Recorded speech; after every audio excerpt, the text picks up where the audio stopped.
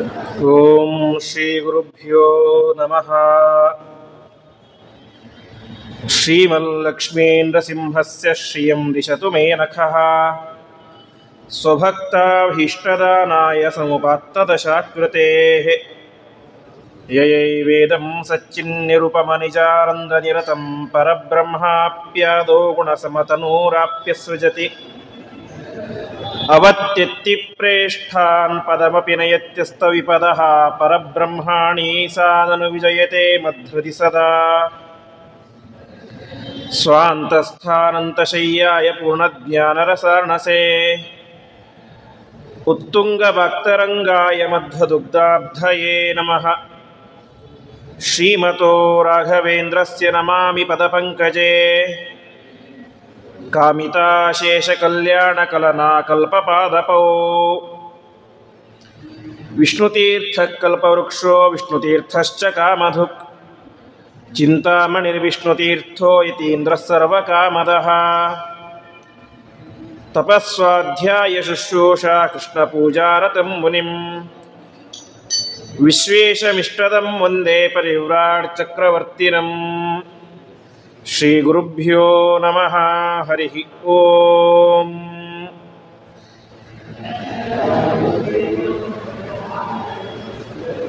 ಎಲ್ಲ ಭಗವದ್ಭಕ್ತರಿಗೂ ನಮನಗಳನ್ನು ಸಲ್ಲಿಸಿ, ಇಂದಿನಿಂದ 3 ದಿನಗಳ ಕಾಲ ಈ ಗಾಂಧಿ ಬಜಾರ್ನ ವ್ಯಾಸರಾಜ ಮಠದ ಸನ್ನಿಧಾನದಲ್ಲಿ, ಶ್ರೀನಿವಾಸ ದೇವರ ಸನ್ನಿಧಾನದಲ್ಲಿ ಪುರಾಣದಲ್ಲಿ ಬಂದಿರುವಂತಹ ಅಪಾಮಾರ್ಜನ ಸ್ತೋತ್ರ ಎನ್ನುವಂತಹ ಒಂದು ವಿಶಿಷ್ಟ ಸ್ತೋತ್ರದ ಬಗ್ಗೆ ನಾವೆಲ್ಲರೂ ಕೂಡ ಯಥಾಮತಿಯಾಗಿ ಚಿಂತನೆಯನ್ನು ಮಾಡೋಣ.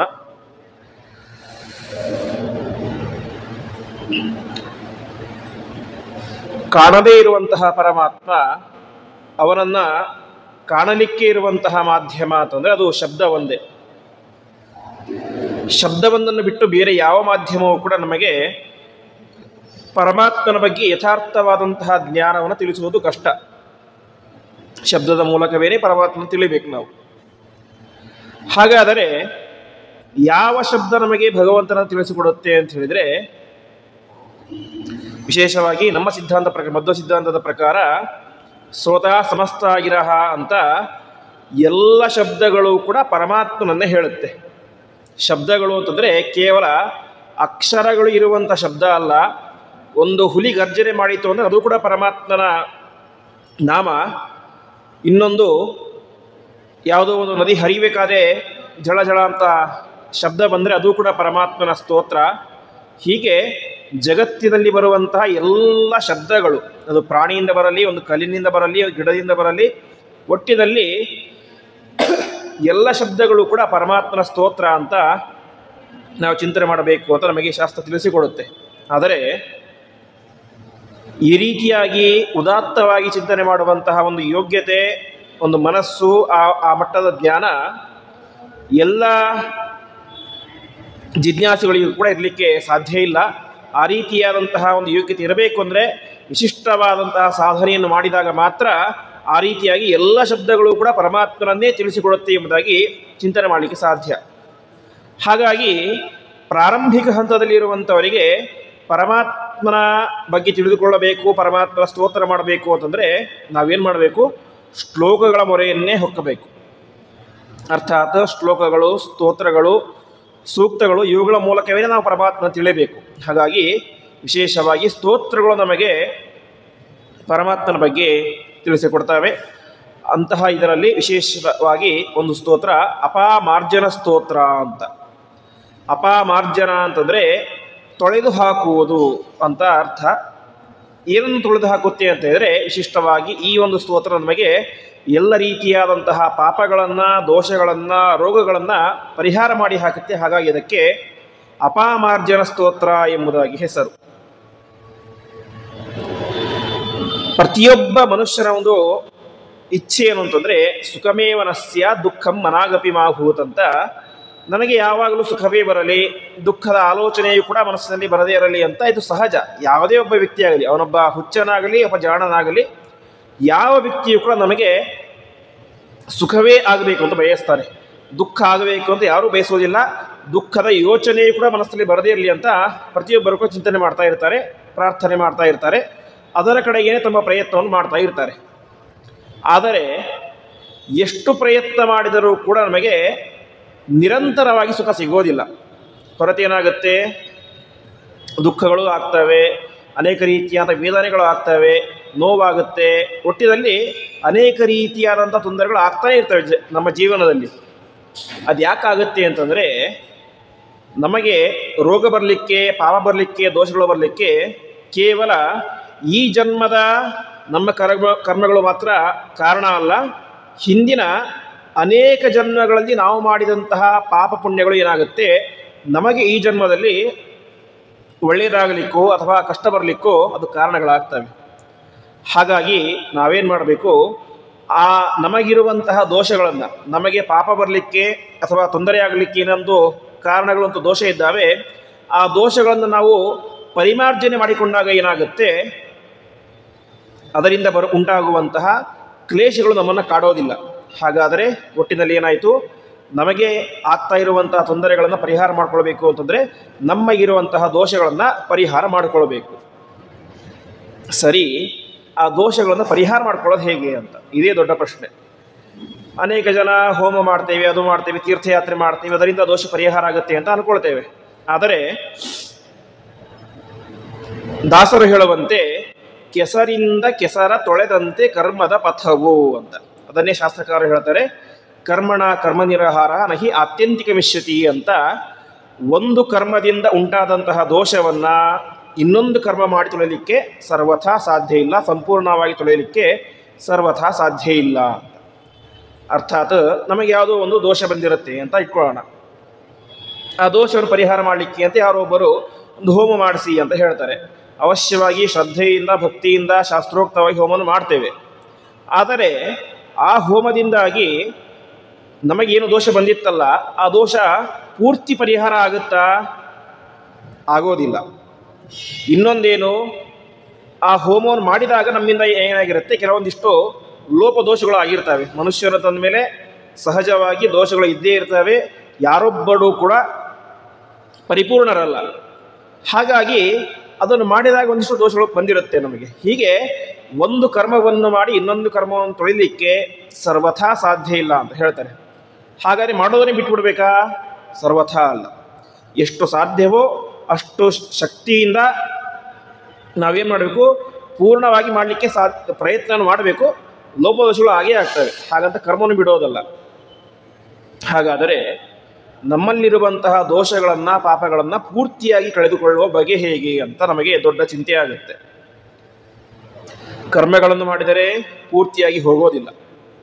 ಪೂರ್ತಿಯಾಗಿ ಹೋಗಬೇಕು ಏನು ಮಾಡಬೇಕು ಅಂತಂದರೆ, ವಿಶೇಷವಾಗಿ ಭಾಗವತಾದಿ ಪುರಾಣಗಳು ಹೇಳುವಂತೆ ಪರಮಾತ್ಮನ ನಾಮಸ್ಮರಣೆಯನ್ನು, ಪರಮಾತ್ಮನ ಸ್ತೋತ್ರವನ್ನು ವಿಶೇಷವಾಗಿ ಮಾಡಿದಾಗ ಅದರಿಂದ ನಮಗಿರುವಂತಹ ಎಲ್ಲ ದೋಷಗಳು ಕೂಡ ಪರಿಹಾರ ಆಗುತ್ತೆ ಎಂಬುದಾಗಿ ಶಾಸ್ತ್ರ ಹೇಳುತ್ತೆ. ಕಲಿಯುಗದಳು ಹರಿನಾಮವನೆನೆದರೆ ಕುಲಕೋಟೆಗಳು ಧರಿಸುವವು ಅಂತ ಕೇವಲ ನಾವು ಉದ್ಧಾರವಾಗೋದು ಮಾತ್ರ ಅಲ್ಲ, ಇಡೀ ನಮ್ಮ ಕುಲವೇ ಉದ್ಧಾರವಾಗುತ್ತೆ ಎಂಬುದಾಗಿ ಹೇಳ್ತಾರೆ. ಆ ನಿಟ್ಟಿನಲ್ಲಿ ಪರಮಾತ್ಮನ ನಾಮಕೀರ್ತನೆಯನ್ನು, ಸ್ತೋತ್ರಗಳನ್ನು ಹೇಳುವುದು ಇದೆಲ್ಲವೂ ಕೂಡ ನಮಗೆ ವಿಶಿಷ್ಟವಾದಂತಹ ಪುಣ್ಯವನ್ನು ತಂದುಕೊಡುತ್ತೆ. ಅದೇ ರೀತಿಯಾಗಿ ಪಾಪಗಳನ್ನು ಪರಿಹಾರ ಮಾಡುತ್ತೆ. ಆ ನಿಟ್ಟಿನಲ್ಲಿ ಒಂದು ಅಪರೂಪದ ಒಂದು ಸ್ತೋತ್ರ ಅಂತಂದರೆ ಅದು ಅಪಮಾರ್ಜನ ಸ್ತೋತ್ರ. ವಿಶೇಷವಾಗಿ ಈ ಸ್ತೋತ್ರ ಎಂಬುದು ಒಟ್ಟು ನಮಗೆ 3 ಪುರಾಣಗಳಲ್ಲಿ ಸಿಗುತ್ತೆ. ಒಂದು ಅಗ್ನಿಪುರಾಣ, ಇನ್ನೊಂದು ವಿಷ್ಣು ಧರ್ಮೋತ್ತರ ಪುರಾಣ, ಅದೇ ರೀತಿಯಾಗಿ ಪದ್ಮಪುರಾಣ ಅಂತ 3 ಪುರಾಣಗಳಲ್ಲಿ ನಮಗೆ ಈ ಒಂದು ಸ್ತೋತ್ರ ಸಿಗುತ್ತೆ. ಕೆಲವೊಂದಿಷ್ಟು ವ್ಯತ್ಯಾಸಗಳಿದ್ದಾವೆ ಅಷ್ಟೇ ಈ ಸ್ತೋತ್ರಗಳಲ್ಲಿ. ಅರ್ಥಾತ್ ಒಂದೊಂದು ಪುರಾಣಕ್ಕೆ ಹೋಲಿಸಿದರೆ ಕಡಿಮೆ ವ್ಯತ್ಯಾಸಗಳಿದ್ದಾವೆ ಅಷ್ಟೇ. ಆದರೆ ಬಹುಶಃ ಒಂದೇ ರೀತಿಯಾಗಿ ಎಲ್ಲ ಪುರಾಣಗಳಲ್ಲೂ ಕೂಡ ನಮಗೆ ಈ ಸ್ತೋತ್ರ ಎಂಬುದು ಸಿಗುತ್ತೆ. ಇವತ್ತು ನಾನು ವಿಶೇಷವಾಗಿ ಪದ್ಮಪುರಾಣದಲ್ಲಿ ನಮಗೆ ಇವತ್ತು ಉಪಲಬ್ಧ ಇರುವಂತಹ ಆ ಒಂದು ಸ್ತೋತ್ರದ ಚಿಂತನೆಯನ್ನು ವಿಶೇಷವಾಗಿ ಮಾಡೋಣ. ಇದನ್ನು ಉಪದೇಶ ಮಾಡಿದ್ಯಾರು ಅಂತಂದರೆ ಪುಲಸ್ತ್ಯ ಎನ್ನುವಂತಹ ಋಷಿಗಳು. ಅನೇಕ ಮಂತ್ರಗಳನ್ನು ಕಂಡಂತಹ ಶ್ರೇಷ್ಠ ಜ್ಞಾನಿಗಳಾದಂತಹ ಪುಲಸ್ತ್ಯ ಋಷಿಗಳು ಈ ಒಂದು ಅಪಮಾರ್ಜನ ಸ್ತೋತ್ರವನ್ನು ದಾಲ್ಭ್ಯ ಎನ್ನುವಂಥ ಋಷಿಗಳಿಗೆ ಉಪದೇಶ ಮಾಡಿದೆ ಎಂಬುದಾಗಿ ನಮಗೆ ಪದ್ಮಪುರಾಣ ಹೇಳುತ್ತೆ. ದಾಲ್ಭ್ಯ ಅಂತ, ದಲ್ಭ ಎನ್ನುವಂತಹ ಋಷಿಗಳ ಮಗ ಅವರು ದಾಲ್ಭ್ಯ ಅಂತ. ಅಂತಹ ದಾಲ್ಭೆ ಎನ್ನುವಂತಹ ಋಷಿಗಳಿಗೆ ವಿಶಿಷ್ಟವಾಗಿ ಯಾವ ಪುಲಸ್ತೆ ಎನ್ನುವಂತಹ ಋಷಿಗಳು ಉಪದೇಶ ಮಾಡಿದಂತಹ ಸ್ತೋತ್ರವೇನೆ ಅಪಾಮಾರ್ಜನ ಎನ್ನುವಂತಹ ಸ್ತೋತ್ರ. ಈ ಉಪದೇಶದ ಒಂದು ಕಥಾನಕವನ್ನು ಮಹಾರುದ್ರ ದೇವರು ತಮ್ಮ ಮಡದಿಯಾದಂತಹ ಪಾರ್ವತಿ ದೇವಿಗೆ ಹೇಳ್ತಾ ಹೋಗ್ತಾರೆ. ಹಾಗಾಗಿ ಪದ್ಮಪುರಾಣದಲ್ಲಿ ನಮಗೆ ಸಿಗುವಂತೆ ರುದ್ರದೇವರು ಮತ್ತು ಪಾರ್ವತೀ ದೇವಿಯರ ಸಂವಾದ ರೂಪದಲ್ಲಿ ನಮಗೆ ಈ ಒಂದು ಸ್ತೋತ್ರ ಎಂಬುದು ಸಿಗುತ್ತೆ. ಪ್ರಾರಂಭದಲ್ಲಿ ಮಹಾರುದ್ರದೇವರು ಯಾವ ತಮ್ಮ ಪ್ರೀತಿಯ ಮಡದಿಯಾದಂತಹ ಪಾರ್ವತಿ ದೇವಿಗೆ ಹೇಳ್ತಾ ಇದ್ದಾರೆ, ಅಥಾತ ಸಂಪ್ರವಕ್ಷ್ಯಾಮಿ ಅಪಾಮಾರ್ಜನಮುತ್ತಮಂ ಪುಲಸ್ತೇನ ಯಥೋಕ್ತಂತು ದಾಲಭ್ಯಾಯ ಮಹಾತ್ಮನೇ ಎಂಬುದಾಗಿ ಹೇಳ್ತಾ ಇದ್ದಾರೆ. ಪಾರ್ವತಿಯೇ ಕೇಳು, ನಾನು ನಿನಗೆ ಅಪಾಮಾರ್ಜನ ಎನ್ನುವಂತಹ ಒಂದು ಉತ್ತಮವಾದಂತಹ ಸ್ತೋತ್ರವನ್ನು ಹೇಳ್ತಾ ಇದ್ದೇನೆ. ಮಾರ್ಜನ ಅಂತಂದರೆ ಮೃಜು ಶುದ್ಧವು ಅಂತ ಧಾತು, ನಮ್ಮನ್ನು ಶುದ್ಧಿ ಮಾಡುವಂಥದ್ದು ಅಂತ. ನಾವು ಇವತ್ತು ಸಂಧ್ಯಾವಂದನೆ ಮಾಡಬೇಕಾದ್ರೆ ಆಪೋ ಇಷ್ಟಮಯೋ ಭುವಃ ಎನ್ನುವಂತಹ ವೇದಮಂತ್ರಗಳಿಂದಾಗಿ ಮಾರ್ಜನ ಮಾಡಿಕೊಳ್ತೇವೆ. ಮಾರ್ಜನ ಅಂದ್ರೇನು? ಆ ವೇದ ಮಂತ್ರಗಳನ್ನು ಹೇಳಿ ಆ ನೀರನ್ನು ಪ್ರೋಕ್ಷಣೆ ಮಾಡಿಕೊಂಡಾಗ ಏನಾಗ್ತೇವೆ, ನಾವು ಶುದ್ಧರಾಗ್ತೇವೆ. ಹಾಗೆ ಅಪಾಮಾರ್ಜನ ಅಂದರೆ ನಮ್ಮ ಎಲ್ಲ ದೋಷಗಳನ್ನು, ರೋಗಗಳನ್ನು, ಪಾಪಗಳನ್ನು ಪರಿಹಾರ ಮಾಡುವಂಥ ದೊಡ್ಡ ಸ್ತೋತ್ರ. ಅದನ್ನು ಪುಲಸ್ತ್ಯರು ದಾಲ್ಭೆ ಎನ್ನುವಂಥ ಋಷಿಗಳಿಗೆ ಯಾವ ರೀತಿಯಾಗಿ ಉಪದೇಶ ಮಾಡಿದರೋ ಆ ರೀತಿಯಾಗಿ ನಾನು ಕೂಡ ನಿನಗೆ ಉಪದೇಶ ಮಾಡ್ತೇನೆ, ಕೇಳೋ ಎಂಬುದಾಗಿ ಹೇಳ್ತಾರೆ. ಅಲ್ಲಿ ವಿಶೇಷವಾಗಿ ಅದರ ಫಲವನ್ನು ಹೇಳ್ತಾ ಹೋಗ್ತಾರೆ. ಸರ್ವೇಷಾಂ ರೋಗದೋಷಾಣಂ ನಾಶನಂ ಮಂಗಳಪ್ರದಂ ತತ್ತೇಹಂತು ಪ್ರವಕ್ಷ್ಯಾಮಿ ಶೃಣುತ್ವಂ ನಗನಂದಿನಿ ಅಂತ ಪಾರ್ವತಿ ಕರೀತಾ ಇದ್ದಾರೆ. ನಗನಂದಿನಿ ಅಂತ ಪಾರ್ವತಿಗೆ ಯಾಕೆ ಹೆಸರು ಅಂತಂದರೆ, ನಗ ಅಂತಂದರೆ ಪರ್ವತಗಳಿಗೆ ಹೆಸರು. ನ ಗಚ್ಚಂತಿ ಇತಿ ನಗಾಹ, ನಾವೆಲ್ಲರೂ ಕೂಡ ಸಂಚಾರ ಮಾಡ್ತೇವೆ, ಓಡಾಡ್ತೇವೆ, ಆ ಕಡೆ ಈ ಕಡೆ ಓಡಾಡ್ತೇವೆ. ಆದರೆ ಪರ್ವತಗಳು ಹಾಗಲ್ಲ, ಗಟ್ಟಿಯಾಗಿ ಒಂದೇ ಕಡೆ ಇರ್ತವೆ. ಹಾಗಾಗಿ ಅವುಗಳಿಗೆ ನಗ ಅಂತ ಹೆಸರು. ನಗ ನಂದಿನಿ, ಆ ನಗ ಅಂದರೆ ಪರ್ವತರಾಜನ ಮಗಳು ಯಾರು? ಪಾರ್ವತಿ. ಹಾಗಾಗಿ ಅವಳಿಗೆ ನಗನಂದಿನಿ ಅಂತ ಕರೀತಾ ಇದ್ದಾರೆ. ಈ ಪಾರ್ವತಿಯೇ ಅಂತಹ ವಿಶಿಷ್ಟವಾದಂತಹ ಮಂಗಳಪ್ರದ, ನಮಗೆಲ್ಲ ಮಂಗಳವನ್ನು ತಂದುಕೊಡುವಂತಹ ಆ ಸ್ತೋತ್ರವನ್ನು ನಾನೀಗ ಉಪದೇಶ ಮಾಡ್ತಾ ಇದ್ದೇನೆ, ಕೇಳು ಎಂಬುದಾಗಿ ಆ ಸ್ತೋತ್ರವನ್ನು ಹೇಳ್ತಾ ಹೋಗ್ತಾರೆ. ಆ ಸಂದರ್ಭದಲ್ಲಿ ಪಾರ್ವತಿ ದೇವಿ ಹೇಳಲಿಕ್ಕೆ ಶುರು ಮಾಡ್ತಾಳೆ. ಪರಮಾತ್ಮ ಅರ್ಥಾತ್ ಅವಳಿಗೆ ಒಡೆಯ ಯಾರು? ಮಹಾರುದ್ರದೇವರೇ. ಮಹಾರುದ್ರದೇವರೇ ಭಗವನ್ ಪ್ರಾಣಿನ ಸರ್ವೇ ಅಂತ. ಎಲ್ಲ ಪ್ರಾಣಿಗಳಿಗೂ ಕೂಡ ಏನಿರುತ್ತೆ, ಒಂದಲ್ಲ ಒಂದು ರೋಗಗಳು ಇರುವುದು ನಿಶ್ಚಿತ ಅಂತ ಹೇಳ್ತಾ ಇದ್ದಾಳೆ ಪಾರ್ವತಿ ದೇವಿ. ಇಲ್ಲಿ ಪ್ರಾಣಿ ಅಂತಂದರೆ ಸಿಂಹ, ಹುಲಿ, ನಾಯಿ, ಕತ್ತೆ ಈ ರೀತಿಯಾದ ಪ್ರಾಣಿಗಳಲ್ಲ. ಒಟ್ಟಿನಲ್ಲಿ ಯಾವುದೇ ಪ್ರಾಣಿಗಳಿದ್ದಾವೋ ಎಲ್ಲವೂ ಪ್ರಾಣಿಗಳೇ. ಮನುಷ್ಯನೂ ಒಂದು ಪ್ರಾಣಿಯೇ, ಹುಲಿಯೂ ಒಂದು ಪ್ರಾಣಿಯೇ, ಆನೆಯೂ ಒಂದು ಪ್ರಾಣಿಯೇ, ಕೊನೆಗೆ ಒಂದು ಇರುವೆಯೂ ಕೂಡ ಒಂದು ಪ್ರಾಣಿಯೇ. ಹಾಗಾಗಿ ಎಲ್ಲ ಪ್ರಾಣಿಗಳಿಗೂ ಕೂಡ ಏನಿರುತ್ತೆ, ವಿಷರೋಗಾದ್ಯುಪದ್ರವಾಹ, ಅನೇಕ ರೀತಿಯಾದಂಥ ರೋಗಗಳು ಇರ್ತವೆ. ಕೆಲವೊಂದು ಸಲ ಏನಾಗುತ್ತೆ, ವಿಷ. ಕೆಲವೊಂದು ಪ್ರಾಣಿಗಳಿಗೆ ಇದು ಯಾವುದು ವಿಷ ಯಾವುದು ಒಳ್ಳೆಯದು ಗೊತ್ತಾಗೋದಿಲ್ಲ. ಸಹಜವಾಗಿ ಏನನ್ನು ತಿನ್ನಲಿಕ್ಕೆ ಹೋಗಿ ವಿಷವನ್ನು ತಿಂದು ಸತ್ತು ಹೋಗಿಬಿಡ್ತವೆ. ಮನುಷ್ಯರು ಅಷ್ಟೇ, ಕೆಲವೊಮ್ಮೆ ಫುಡ್ ಪಾಯ್ಸನ್ ಅಂತ ಆಗುತ್ತೆ, ಕೆಲವೊಮ್ಮೆ ಗೊತ್ತಿರುವವರೇ ವಿಷವನ್ನು ಹಾಕಿ ಕೊಲ್ತಾರೆ. ಹೀಗೆ ಅನೇಕ ರೀತಿಯಾದಂಥ ಉಪದ್ರವಗಳು, ವಿಷ ರೋಗಾದ್ಯುಪದ್ರವಾಹ, ಈ ರೀತಿಯಾದಂತಹ ರೋಗಗಳು ಎಲ್ಲ ಪ್ರಾಣಿಗಳನ್ನು ಕೂಡ ಕಾಡ್ತಾ ಇರ್ತವೆ. ಅಷ್ಟು ಮಾತ್ರ ಅಲ್ಲ, ದುಷ್ಟಗ್ರಹಾವಿಭೂತಾಶ್ಚ, ಇದು ಹೊರಗಡೆಯಿಂದ ಕಾಡುವಂತಹ ಹೆದರಿಕೆ.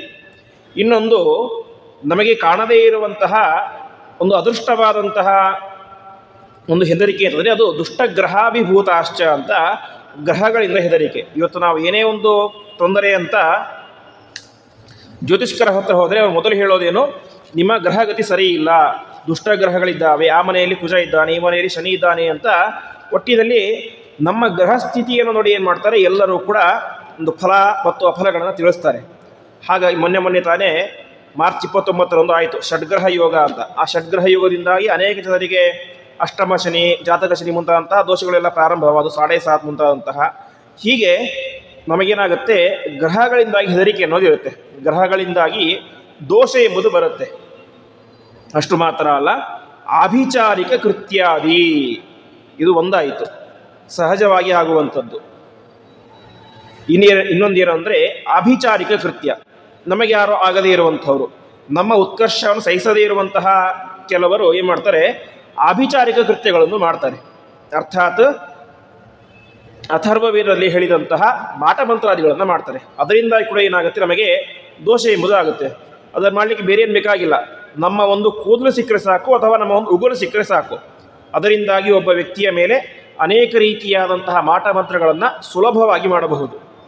ಹೀಗೆ ಅಭಿಚಾರಿಕ ಕೃತ್ಯಾದಿ ಬಹುರೋಗೈಶ್ಚ ದಾರುಣೈಹಿ ಅಂತ ದಾರುಣವಾದಂತಹ ಮಹಾ ರೋಗಗಳು ಇವತ್ತಂತೂ ಹಿಂದೆ ಇಲ್ಲದೇ ಇದ್ದಂತಹ ಹೊಸ ಹೆಸರಿನ ಅನೇಕ ರೋಗಗಳು ಬರ್ತಾ ಇದ್ದಾವೆ.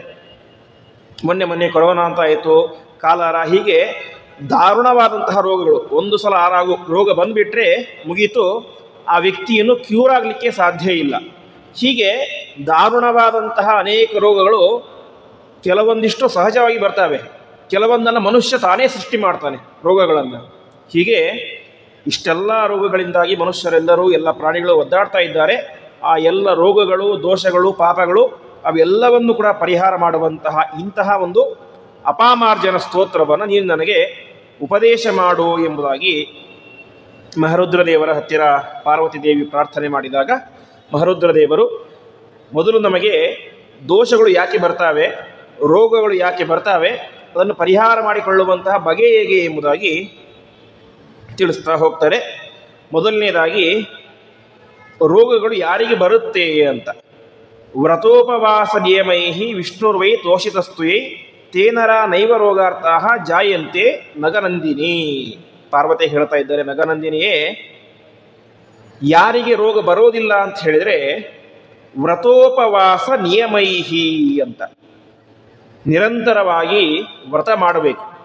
ವ್ರತ ಅಂತಂದರೆ ಅನೇಕ ರೀತಿಯಾದಂತಹ ವ್ರತಗಳಿದ್ದಾವೆ. ಅದರಲ್ಲಿ ಒಂದು ಪ್ರಧಾನವಾದಂತಹ ವ್ರತ ಉಪವಾಸ ಅಂತಂದರೆ ಅದು ಏಕಾದಶಿ ಎನ್ನುವಂತಹ ವ್ರತ. ಈ ಏಕಾದಶಿ ವ್ರತವನ್ನು ಕೇವಲ ಸಾಂಪ್ರದಾಯಸ್ಥರು, ಬ್ರಾಹ್ಮಣರು ಅಥವಾ ಸನಾತನ ಧರ್ಮಿಗಳು ಮಾತ್ರ ಹೇಳೋದಲ್ಲ. ಇವತ್ತು ಬೇರೆ ಬೇರೆ ಫಾರಿನ್ ಕಂಟ್ರಿಗಳಲ್ಲಿರುವಂತಹ ದೊಡ್ಡ ದೊಡ್ಡ ವಿಜ್ಞಾನಿಗಳು ಕೂಡ ಏನು ಹೇಳ್ತಾರೆ, 15 ದಿವಸಕ್ಕೆ ಒಮ್ಮೆ ಉಪವಾಸ ಮಾಡಿದರೆ, ಅರ್ಥಾತ್ ಏಕಾದಶಿಯನ್ನು ಉಪವಾಸವನ್ನು ಮಾಡಿದರೆ ಅದರಿಂದ ಏನಾಗುತ್ತೆ, ನಮ್ಮ ಶರೀರದಲ್ಲಿ ಇರುವಂತಹ ಎಲ್ಲ ರೋಗಗಳು ಕೂಡ ದೂರ ಆಗ್ತವೆ. ಅಷ್ಟು ಮಾತ್ರ ಅಲ್ಲ, ಶರೀರ ಅತ್ಯಂತ ಶುದ್ಧವಾಗುತ್ತೆ ಅಂತ ಹೇಳ್ತಾರೆ. ಹಾಗಾಗಿ ಯಾರು ಉಪವಾಸವನ್ನು ಮಾಡ್ತಾರೋ ಅವರಿಗೆ ರೋಗ ಎಂಬುದು ಬರೋದಿಲ್ಲ ಅಂತ ಮಹರುದ್ರದೇವರು ಹೇಳ್ತಾ ಇದ್ದಾರೆ. ಅದೇ ರೀತಿಯಾಗಿ ನಿಯಮೈಹಿ ಅಂತ, ನಿಯಮೈಹಿ ಅಂತಂದರೆ ಶಾಸ್ತ್ರ ನಮಗೆ ವಿಧಾನ ಮಾಡಿದೆ. ಇಂತಹ ಹೊತ್ತಿನಲ್ಲಿ ತಿನ್ನಬೇಕು, ಇಂತಹ ಹೊತ್ತಲ್ಲಿ ತಿನ್ನಬಾರ್ದು, ಸಿಕ್ಕ ಹೊತ್ತಿನಲ್ಲಿ ತಿನ್ನಬಾರ್ದು ಅಂತ ಹೇಳಿದೆ. ಇಂತಹ ಸಂದರ್ಭದಲ್ಲಿಯೇ ತೀರ್ಥ ತೆಗೆದುಕೊಂಡು ಪರಮಾತ್ಮನ ನೈವೇದ್ಯವನ್ನು ಮಾತ್ರ ಊಟ ಮಾಡಬೇಕು. ಜೊತೆಗೆ ಅದರ ಜೊತೆಗೆ ಏನಾಗಿರಬೇಕು, ವೈಶ್ವದೇವ ಬಲಿಹರಣ ಎಲ್ಲವನ್ನು ಕೂಡ ಮಾಡಿರಬೇಕು ಅಂತ ಶಾಸ್ತ್ರ ಹೇಳುತ್ತೆ. ಹೀಗೆ ಅನೇಕ ರೀತಿಯಾದಂತಹ ನಿಯಮಗಳನ್ನು ನಮಗೆ ಶಾಸ್ತ್ರ ಉಪದೇಶ ಮಾಡಿದೆ. ಆ ರೀತಿಯಾದಂತಹ ನಿಯಮಗಳಿಂದಾಗಿ ನಾವೇನು ಮಾಡಬೇಕು, ಆಹಾರವನ್ನು ಸ್ವೀಕಾರ ಮಾಡಬೇಕು ಅಂತ ಹೇಳ್ತಾ ಇದ್ದಾರೆ. ಇದು ಕೇವಲ ಊಟ ಮಾಡೋದು ಅಂದರೆ ನಮ್ಮ ಹೊಟ್ಟೆ ತುಂಬಿಸ್ಕೊಳ್ಳೋದು, ಉಪವಾಸ ಮಾಡೋದು ಅಂದರೆ ನಮ್ಮ ಹೊಟ್ಟೆ ಖಾಲಿ ಮಾಡಿಕೊಳ್ಳೋದು ಅಂತ ಅರ್ಥ ಅಲ್ಲ. ಇದೇನಾಗುತ್ತೆ, ವಿಷ್ಣುರ್ವೈ ತೋಷಿತಸ್ತುಯೈಹಿ ಅಂತ, ಪರಮಾತ್ಮನಿಗೆ ನೈವೇದ್ಯ ಮಾಡಿದಂತಹ ಶುದ್ಧವಾದಂತಹ ಆಹಾರವನ್ನು ನಾವು ಸ್ವೀಕಾರ ಮಾಡಿದರೆ ಅದೇ ದೊಡ್ಡ ಪರಮಾತ್ಮನ ಪೂಜೆ. ಉಪವಾಸ ಮಾಡಿದರೂ ಅದು ಪರಮಾತ್ಮನ ಪೂಜೆ. ಹೀಗೆ ಎಲ್ಲ ಕರ್ಮಗಳನ್ನು ಕೂಡ ಪರಮಾತ್ಮನ ಪೂಜೆ ಎಂಬುದಾಗಿ ತಿಳಿದುಕೊಂಡು ಯಾರು ಒಂದು ಕರ್ಮಗಳನ್ನು ಮಾಡ್ತಾರೋ ಅವರಿಗೇನಾಗೋದಿಲ್ಲ, ತೇನರಾಹ ನೈವ ರೋಗಾರ್ಥಾಹ ಅಂತ, ಅವರಿಗೆ ಯಾವ ರೀತಿಯಾದಂತಹ ರೋಗಗಳು ಕೂಡ ಬಾಧೆ ಮಾಡಲಿಕ್ಕೆ ಸಾಧ್ಯವೇ ಇಲ್ಲ. ಹಾಗಾಗಿ ಮೊದಲನೇದಾಗಿ ನಾವು ನಿಯಮಗಳನ್ನು, ಉಪವಾಸವನ್ನು, ವ್ರತವನ್ನು ಕಟ್ಟುನಿಟ್ಟಾಗಿ ಪಾಲನೆ ಮಾಡಬೇಕು ಎಂಬುದಾಗಿ ಮಹರುದ್ರದೇವರು ಹೇಳ್ತಾ ಇದ್ದಾರೆ. ಇದೇನಾಯಿತು, ದೇಹದಲ್ಲಿ ಬರುವಂತಹ ರೋಗಗಳಿಗಾಯಿತು. ಇನ್ನು ದೋಷಗಳಿರ್ತವೆ, ಅನೇಕ ರೀತಿಯ ತಪ್ಪುಗಳನ್ನು ಮಾಡ್ತೇವೆ. ಯಾವುದೋ ದೈವ ದೋಷ, ಋಷಿ ದೋಷ ಎಲ್ಲ ಇರ್ತವೆ. ಆ ದೋಷಗಳು ಬರಬಾರ್ದು ಅಂತ ಏನು ಮಾಡಬೇಕು ಅಂತಂದರೆ, ಯೈಕೃತಂ ನವೃತಂ ಪುಣ್ಯಂ ನದಾನಂ ನತಪಸ್ತಪ ಅಂತ ವಿಶೇಷವಾಗಿ ವ್ರತಗಳನ್ನು ಮಾಡಬೇಕು. ಅದೇ ರೀತಿಯಾಗಿ ದಾನವನ್ನು ಮಾಡಬೇಕು ಎಂಬುದಾಗಿ ಶಾಸ್ತ್ರ ಹೇಳ್ತಾ ಇದೆ. ದಾನ ಅಂತಂದರೆ ಸುಮ್ಮನೆ ಏನೋ ಯಾರ ಹತ್ರ ಏನೋ ಇಲ್ಲ ಕೊಟ್ಬಿಡೋದು ಅಂತ ಅರ್ಥ ಅಲ್ಲ. ದಾನ ಅಂತಂದರೆ ವಿಶೇಷವಾಗಿ ನಮಗೆ ಹೇಳುವಂತೆ ದಾನಂ ಧ್ರುವಂ ಫಲತಿ ಪಾತ್ರಗುಣಾನುಕೂಲ್ಯಾತ್ ಅಂತ, ಯೋಗ್ಯರನ್ನು ನೋಡಿ ದಾನ ಕೊಟ್ಟಾಗ ಏನಾಗುತ್ತೆ, ಅದು ನಮಗೆ ಫಲವನ್ನು ಕೊಡುತ್ತೆ. ಹಾಗೇ ಕೊಟ್ಟರೆ ಅದು ಫಲ ಕೊಡೋದಿಲ್ಲ. ಯಾಕೆಂದರೆ ಆ ವ್ಯಕ್ತಿ ನಾವು ದಾನ ಕೊಟ್ಟಂತಹ ವಸ್ತುಗಳನ್ನು ಅಥವಾ ದುಡ್ಡನ್ನು ಯಾವುದಕ್ಕೆ ಯೂಸ್ ಮಾಡ್ತಾನೋ ಗೊತ್ತಿಲ್ಲ. ಕೆಟ್ಟ ಕೆಲಸಕ್ಕೆ ಯೂಸ್ ಮಾಡಿದರೆ ಅದರಿಂದ ಏನಾಗುತ್ತೆ, ನಮಗೂ ಆ ಕೆಟ್ಟ ಫಲ ಬರುತ್ತೆ. ಹಾಗಾಗಿ ಯೋಗ್ಯರಾದಂತಹ ವ್ಯಕ್ತಿಗಳಿಗೆ ದಾನ ಮಾಡಬೇಕು ಎಂಬ ಶಾಸ್ತ್ರ ವಿಧಾನ ಮಾಡುತ್ತೆ. ಆ ರೀತಿಯಾಗಿ ದಾನವನ್ನು ಮಾಡಬೇಕು. ಆಮೇಲೆ ನತಪಸ್ತಥ, ವಿಶೇಷವಾಗಿ ತಪಸ್ಸನ್ನು ಮಾಡಬೇಕು. ತಪಸ್ಸು ಅಂತಂದರೆ ಇವತ್ತು ನಮಗೆ ಕಾಡಿಗೆ ಹೋಗಿ ತಪಸ್ಸು ಮಾಡಲಿಕ್ಕೆ ಆಗೋದಿಲ್ಲ. ತಪಸ್ಸು ಅಂತಂದರೆ ತಪ ಆಲೋಚನೆ ಅಂತ ನಿರಂತರವಾಗಿ ಪರಮಾತ್ಮನ ಚಿಂತನೆಯನ್ನು ಮಾಡೋದೇನೆ ನಿಜವಾದ ತಪಸ್ಸು ಎಂಬುದಾಗಿ ಶಾಸ್ತ್ರ ಹೇಳುತ್ತೆ ನಮಗೆ. ಆ ರೀತಿಯಾಗಿ ನಮ್ಮ ಯೋಗ್ಯತಾನುಸಾರವಾಗಿ ವಿಶಿಷ್ಟವಾಗಿ ತಪಸ್ಸನ್ನು ಮಾಡಬೇಕು. ಆಮೇಲೆ ತೀರ್ಥಯಾತ್ರೆ. ಪರಮಾತ್ಮ ನಮಗೆ ಇಂತಹ ಕಾಲುಗಳನ್ನು ಕೊಟ್ಟಿರೋದು ಯಾಕೆ ಅಂತಂದರೆ ತೀರ್ಥಯಾತ್ರೆಯನ್ನು ಮಾಡಲಿಕ್ಕೆ ಅಂತ ಭಾಗವತ ಹೇಳುತ್ತೆ. ಹಾಗಾಗಿ ಶರೀರ ಗಟ್ಟಿಯಾಗಿದ್ದಾಗಲೇ ತೀರ್ಥಯಾತ್ರೆ ಮಾಡಬೇಕು ಅಂತ. ವಯಸ್ಸಾದ ಮೇಲೆ ಎಲ್ಲ ಮುಗಿದ ಮೇಲೆ ತೀರ್ಥಯಾತ್ರೆ ಮಾಡಲಿಕ್ಕೆ ಅಂತ ಹೊರಟ್ರೆ ಯಾವಾಗ 100 ಕಿಲೋಮೀಟರ್ ಹೋಗ್ಬಿಟ್ರೇ ಶರೀರದ ನೋವಾಗಿ ಹೋಗಿಬಿಡುತ್ತೆ. ಹಾಗಾಗಿ ಶರೀರ ಗಟ್ಟಿಯಾಗಿ ಇದ್ದಾಗಲೇ ವಿಶೇಷವಾಗಿ ತೀರ್ಥಯಾತ್ರೆಯನ್ನು ಮಾಡಬೇಕು. ಅದೇ ರೀತಿಯಾಗಿ ದೇವಪೂಜಾಚ, ನಿರಂತರವಾಗಿ ದೇವರ ಪೂಜೆ, ಪರಮಾತ್ಮನ ಪೂಜೆಯನ್ನು ವಿಶೇಷವಾಗಿ ಮಾಡ್ತಾ ಇರಬೇಕು ಎಂಬುದಾಗಿ ಶಾಸ್ತ್ರ ಹೇಳುತ್ತೆ.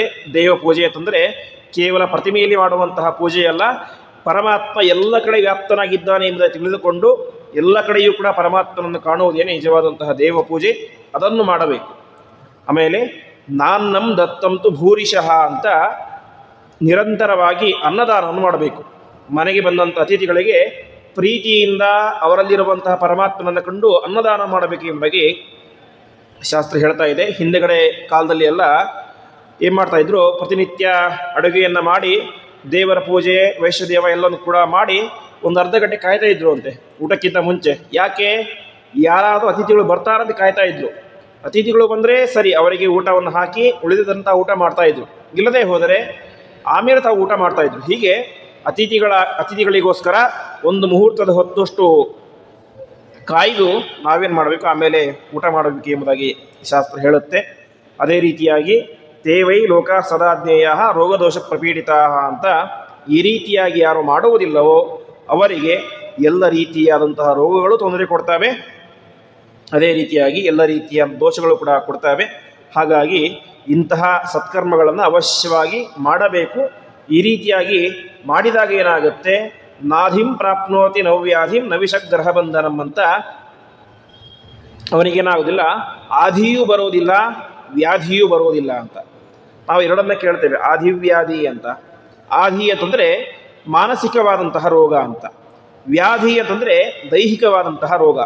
ಕೆಲವೊಬ್ಬರು ಹೊರಗಡೆಯಿಂದ ನೋಡಲಿಕ್ಕೆ ಭಾರಿ ಗಟ್ಟಿಮುಟ್ಟಾಗಿರ್ತಾರೆ, ಒಳ್ಳೆ ಕಟ್ಟುಮಸ್ತಾಗಿರ್ತಾರೆ, ಏನೋ ತೊಂದರೆ ಇರೋದಿಲ್ಲ, ಯಾವ ರೋಗವೂ ಇರೋದಿಲ್ಲ ಅವರಿಗೆ.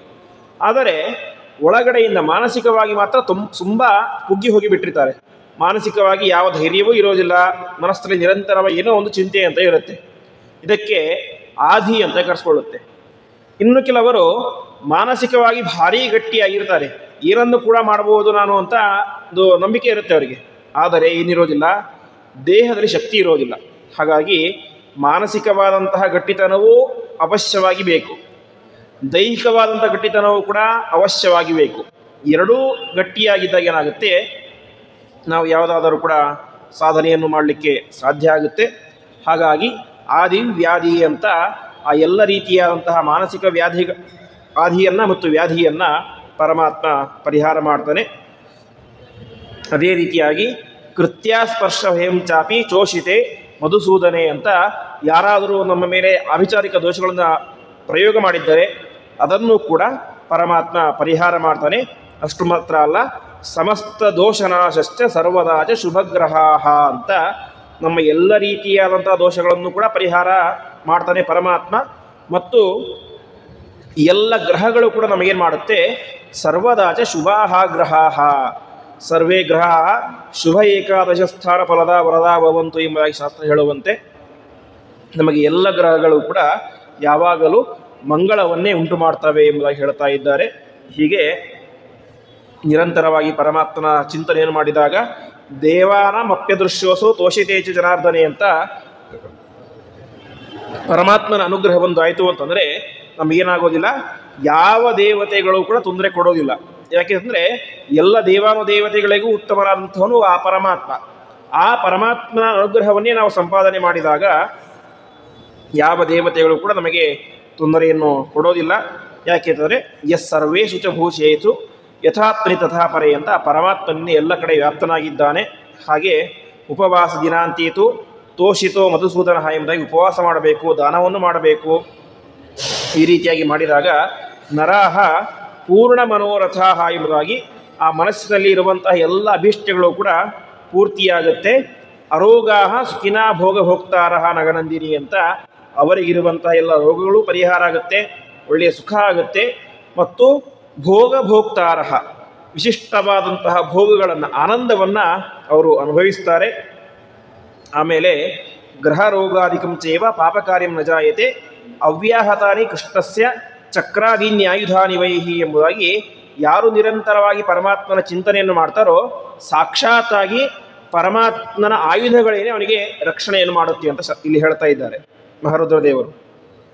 ಅಂದರೆ ಪರಮಾತ್ಮನ ಆಯುಧ ಶಂಖ ಚಕ್ರ ಗದಾ ಪದ್ಮಾದಿಗಳು ನಮ್ಮನ್ನು ನಿರಂತರವಾಗಿ ಸಂರಕ್ಷಣೆ ಮಾಡುತ್ತೆ ಅಂತೆ.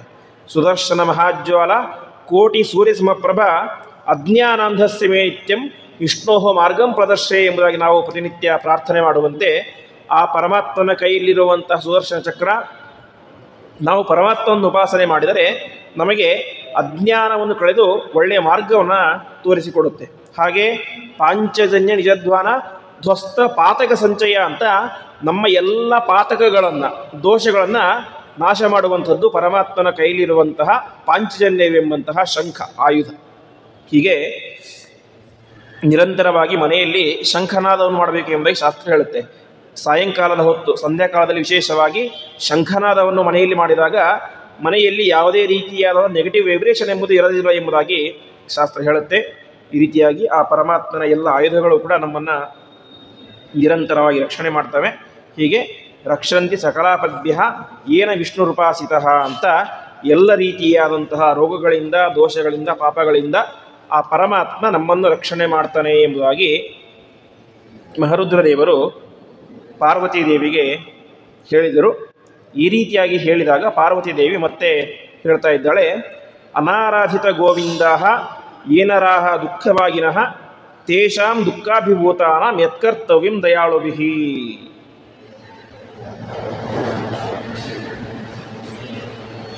ಈ ರೀತಿಯಾಗಿ ಹೇಳಿದಾಗ ಹಾಗಾದರೆ ಮತ್ತೆ ಇನ್ನು ಯಾವ ರೀತಿಯಾಗಿ ನಾವು ಅನಾರ್ಹರಿತ ಗೋವಿಂದಾಹ ಅಂದರೆ ಪರಮಾತ್ಮನ ಪೂಜೆಯನ್ನು ಯಾರು ಮಾಡೋದಿಲ್ಲ ಅವರು ದುಃಖಿಗಳಾಗ್ತಾರೆ. ಹಾಗಾಗಿ ಯಾರ್ಯಾರು ಪರಮಾತ್ಮನ ಪೂಜೆಯನ್ನು ಮಾಡೋದಿಲ್ಲೋ ಅವರು ಏನು ಮಾಡಬೇಕು, ಆಗಬಾರ್ದು. ಅವರಿಗೆ ವಿಶಿಷ್ಟವಾದಂತಹ ಸುಖ ಸಿಗಬೇಕು ಅಂದರೆ ಪರಮಾತ್ಮನ ಪೂಜೆಯನ್ನು ಅವ್ರು ಮಾಡಬೇಕು. ಆ ರೀತಿಯಾಗಿ ಯಾವ ರೀತಿಯಾಗಿ ನಾವು ಪರಮಾತ್ಮನ ಪೂಜೆಯನ್ನು ಮಾಡಬೇಕು ಎಂಬುದಾಗಿ ಪಾರ್ವತೀ ದೇವಿ ಪ್ರಶ್ನೆ ಮಾಡಿದಾಗ ಎಲ್ಲ ಪಾಪಗಳನ್ನು ಪರಿಹಾರ ಮಾಡುವಂತಹ ಸುಂದರವಾದಂತಹ ಪರಮಾತ್ಮನ ಸ್ತೋತ್ರವನ್ನು ಮಹಾರುದ್ರದೇವರು ಹೇಳ್ತಾ ಹೋಗ್ತಾರೆ. ಅದರಲ್ಲಿ ವಿಶೇಷವಾಗಿ ಪ್ರಾರಂಭದಲ್ಲಿ ನಾವೆಲ್ಲ ಕೇಳ್ತೇವೆ ಅಂಗನ್ಯಾಸ ಕರನ್ಯಾಸ ಅಂತೆಲ್ಲ.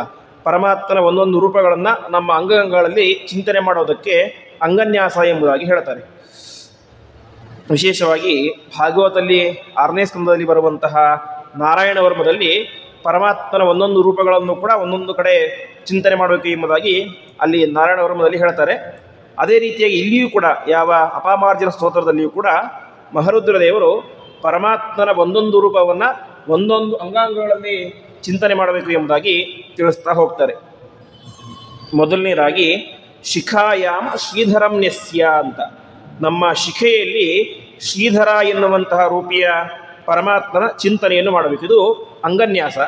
ಶ್ರೀಧರ ಅಂತ ಎಂಬುದಾಗಿ ಹೇಳಿಕೊಂಡು ನಮ್ಮ ಶಿಖೆಯನ್ನು ಮುಟ್ಟಿಕೊಳ್ಳಬೇಕು ಅಂತ.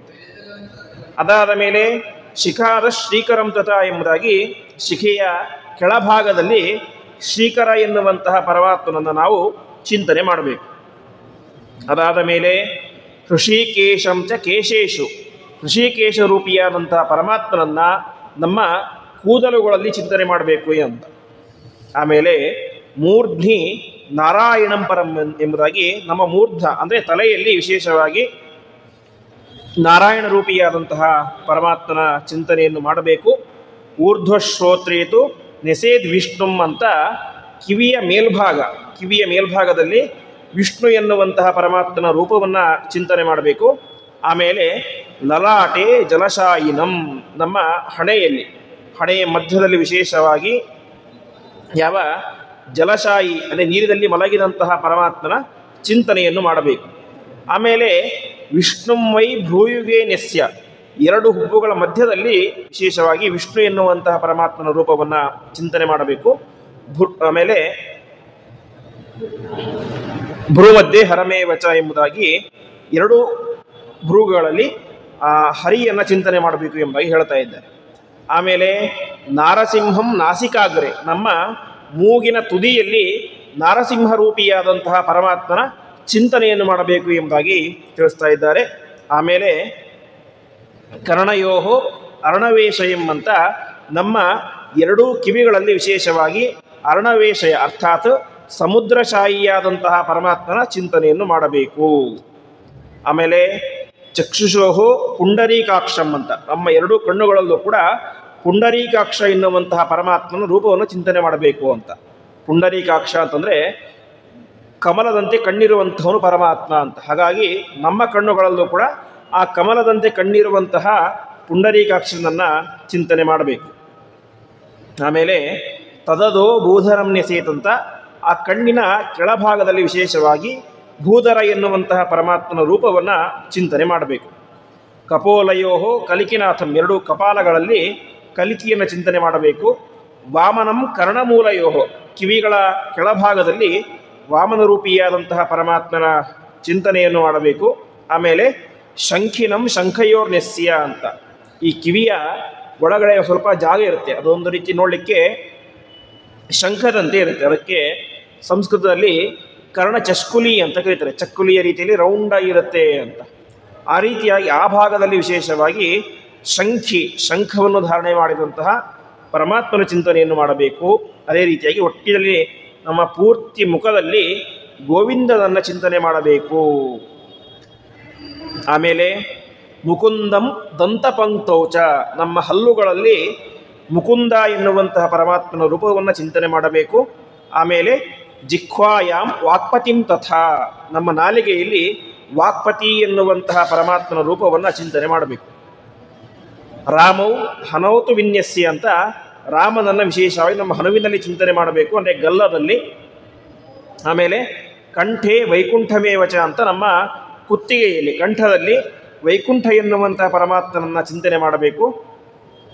ಮತ್ತು ಎರಡು ಭುಜಗಳಲ್ಲಿ ಅಜ ಎನ್ನುವಂತಹ ಪರಮಾತ್ಮನ ರೂಪವನ್ನು ಚಿಂತನೆ ಮಾಡಬೇಕು.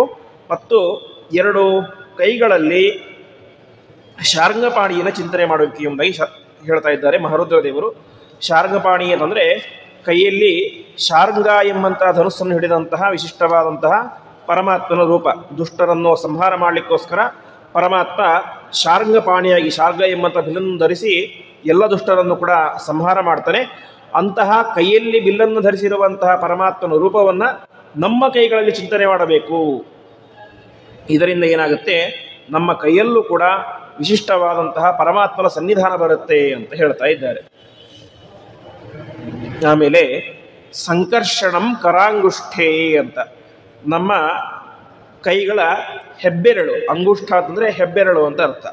ಹಾಗೆ ಆ ಕರಾಂಗುಷ್ಠ ಕೈಯ ಹೆಬ್ಬೆರಳಿನಲ್ಲಿ ವಿಶಿಷ್ಟವಾಗಿ ಗೋಪ ಎನ್ನುವಂತಹ ಸಂಕರ್ಷಣ ರೂಪಿಯಾದಂಥ ಪರಮಾತ್ಮನನ್ನು ಚಿಂತನೆ ಮಾಡಬೇಕು. ಆಮೇಲೆ ಉಳಿದ ಬೆರಳು, ಹೆಬ್ಬೆಟ್ಟನ್ನು ಬಿಟ್ಟು ಉಳಿದ 4 ಬೆರಳುಗಳಲ್ಲಿ ಗೋಪಂ ಅಂಗುಳಿ ಪಂಕ್ತಿಷು ಅಂತ ಗೋಪ ಎನ್ನುವಂತಹ ಪರಮಾತ್ಮನನ್ನು ಚಿಂತನೆ ಮಾಡಬೇಕು ಅಂತ ಹೇಳ್ತಾ ಇದ್ದಾರೆ.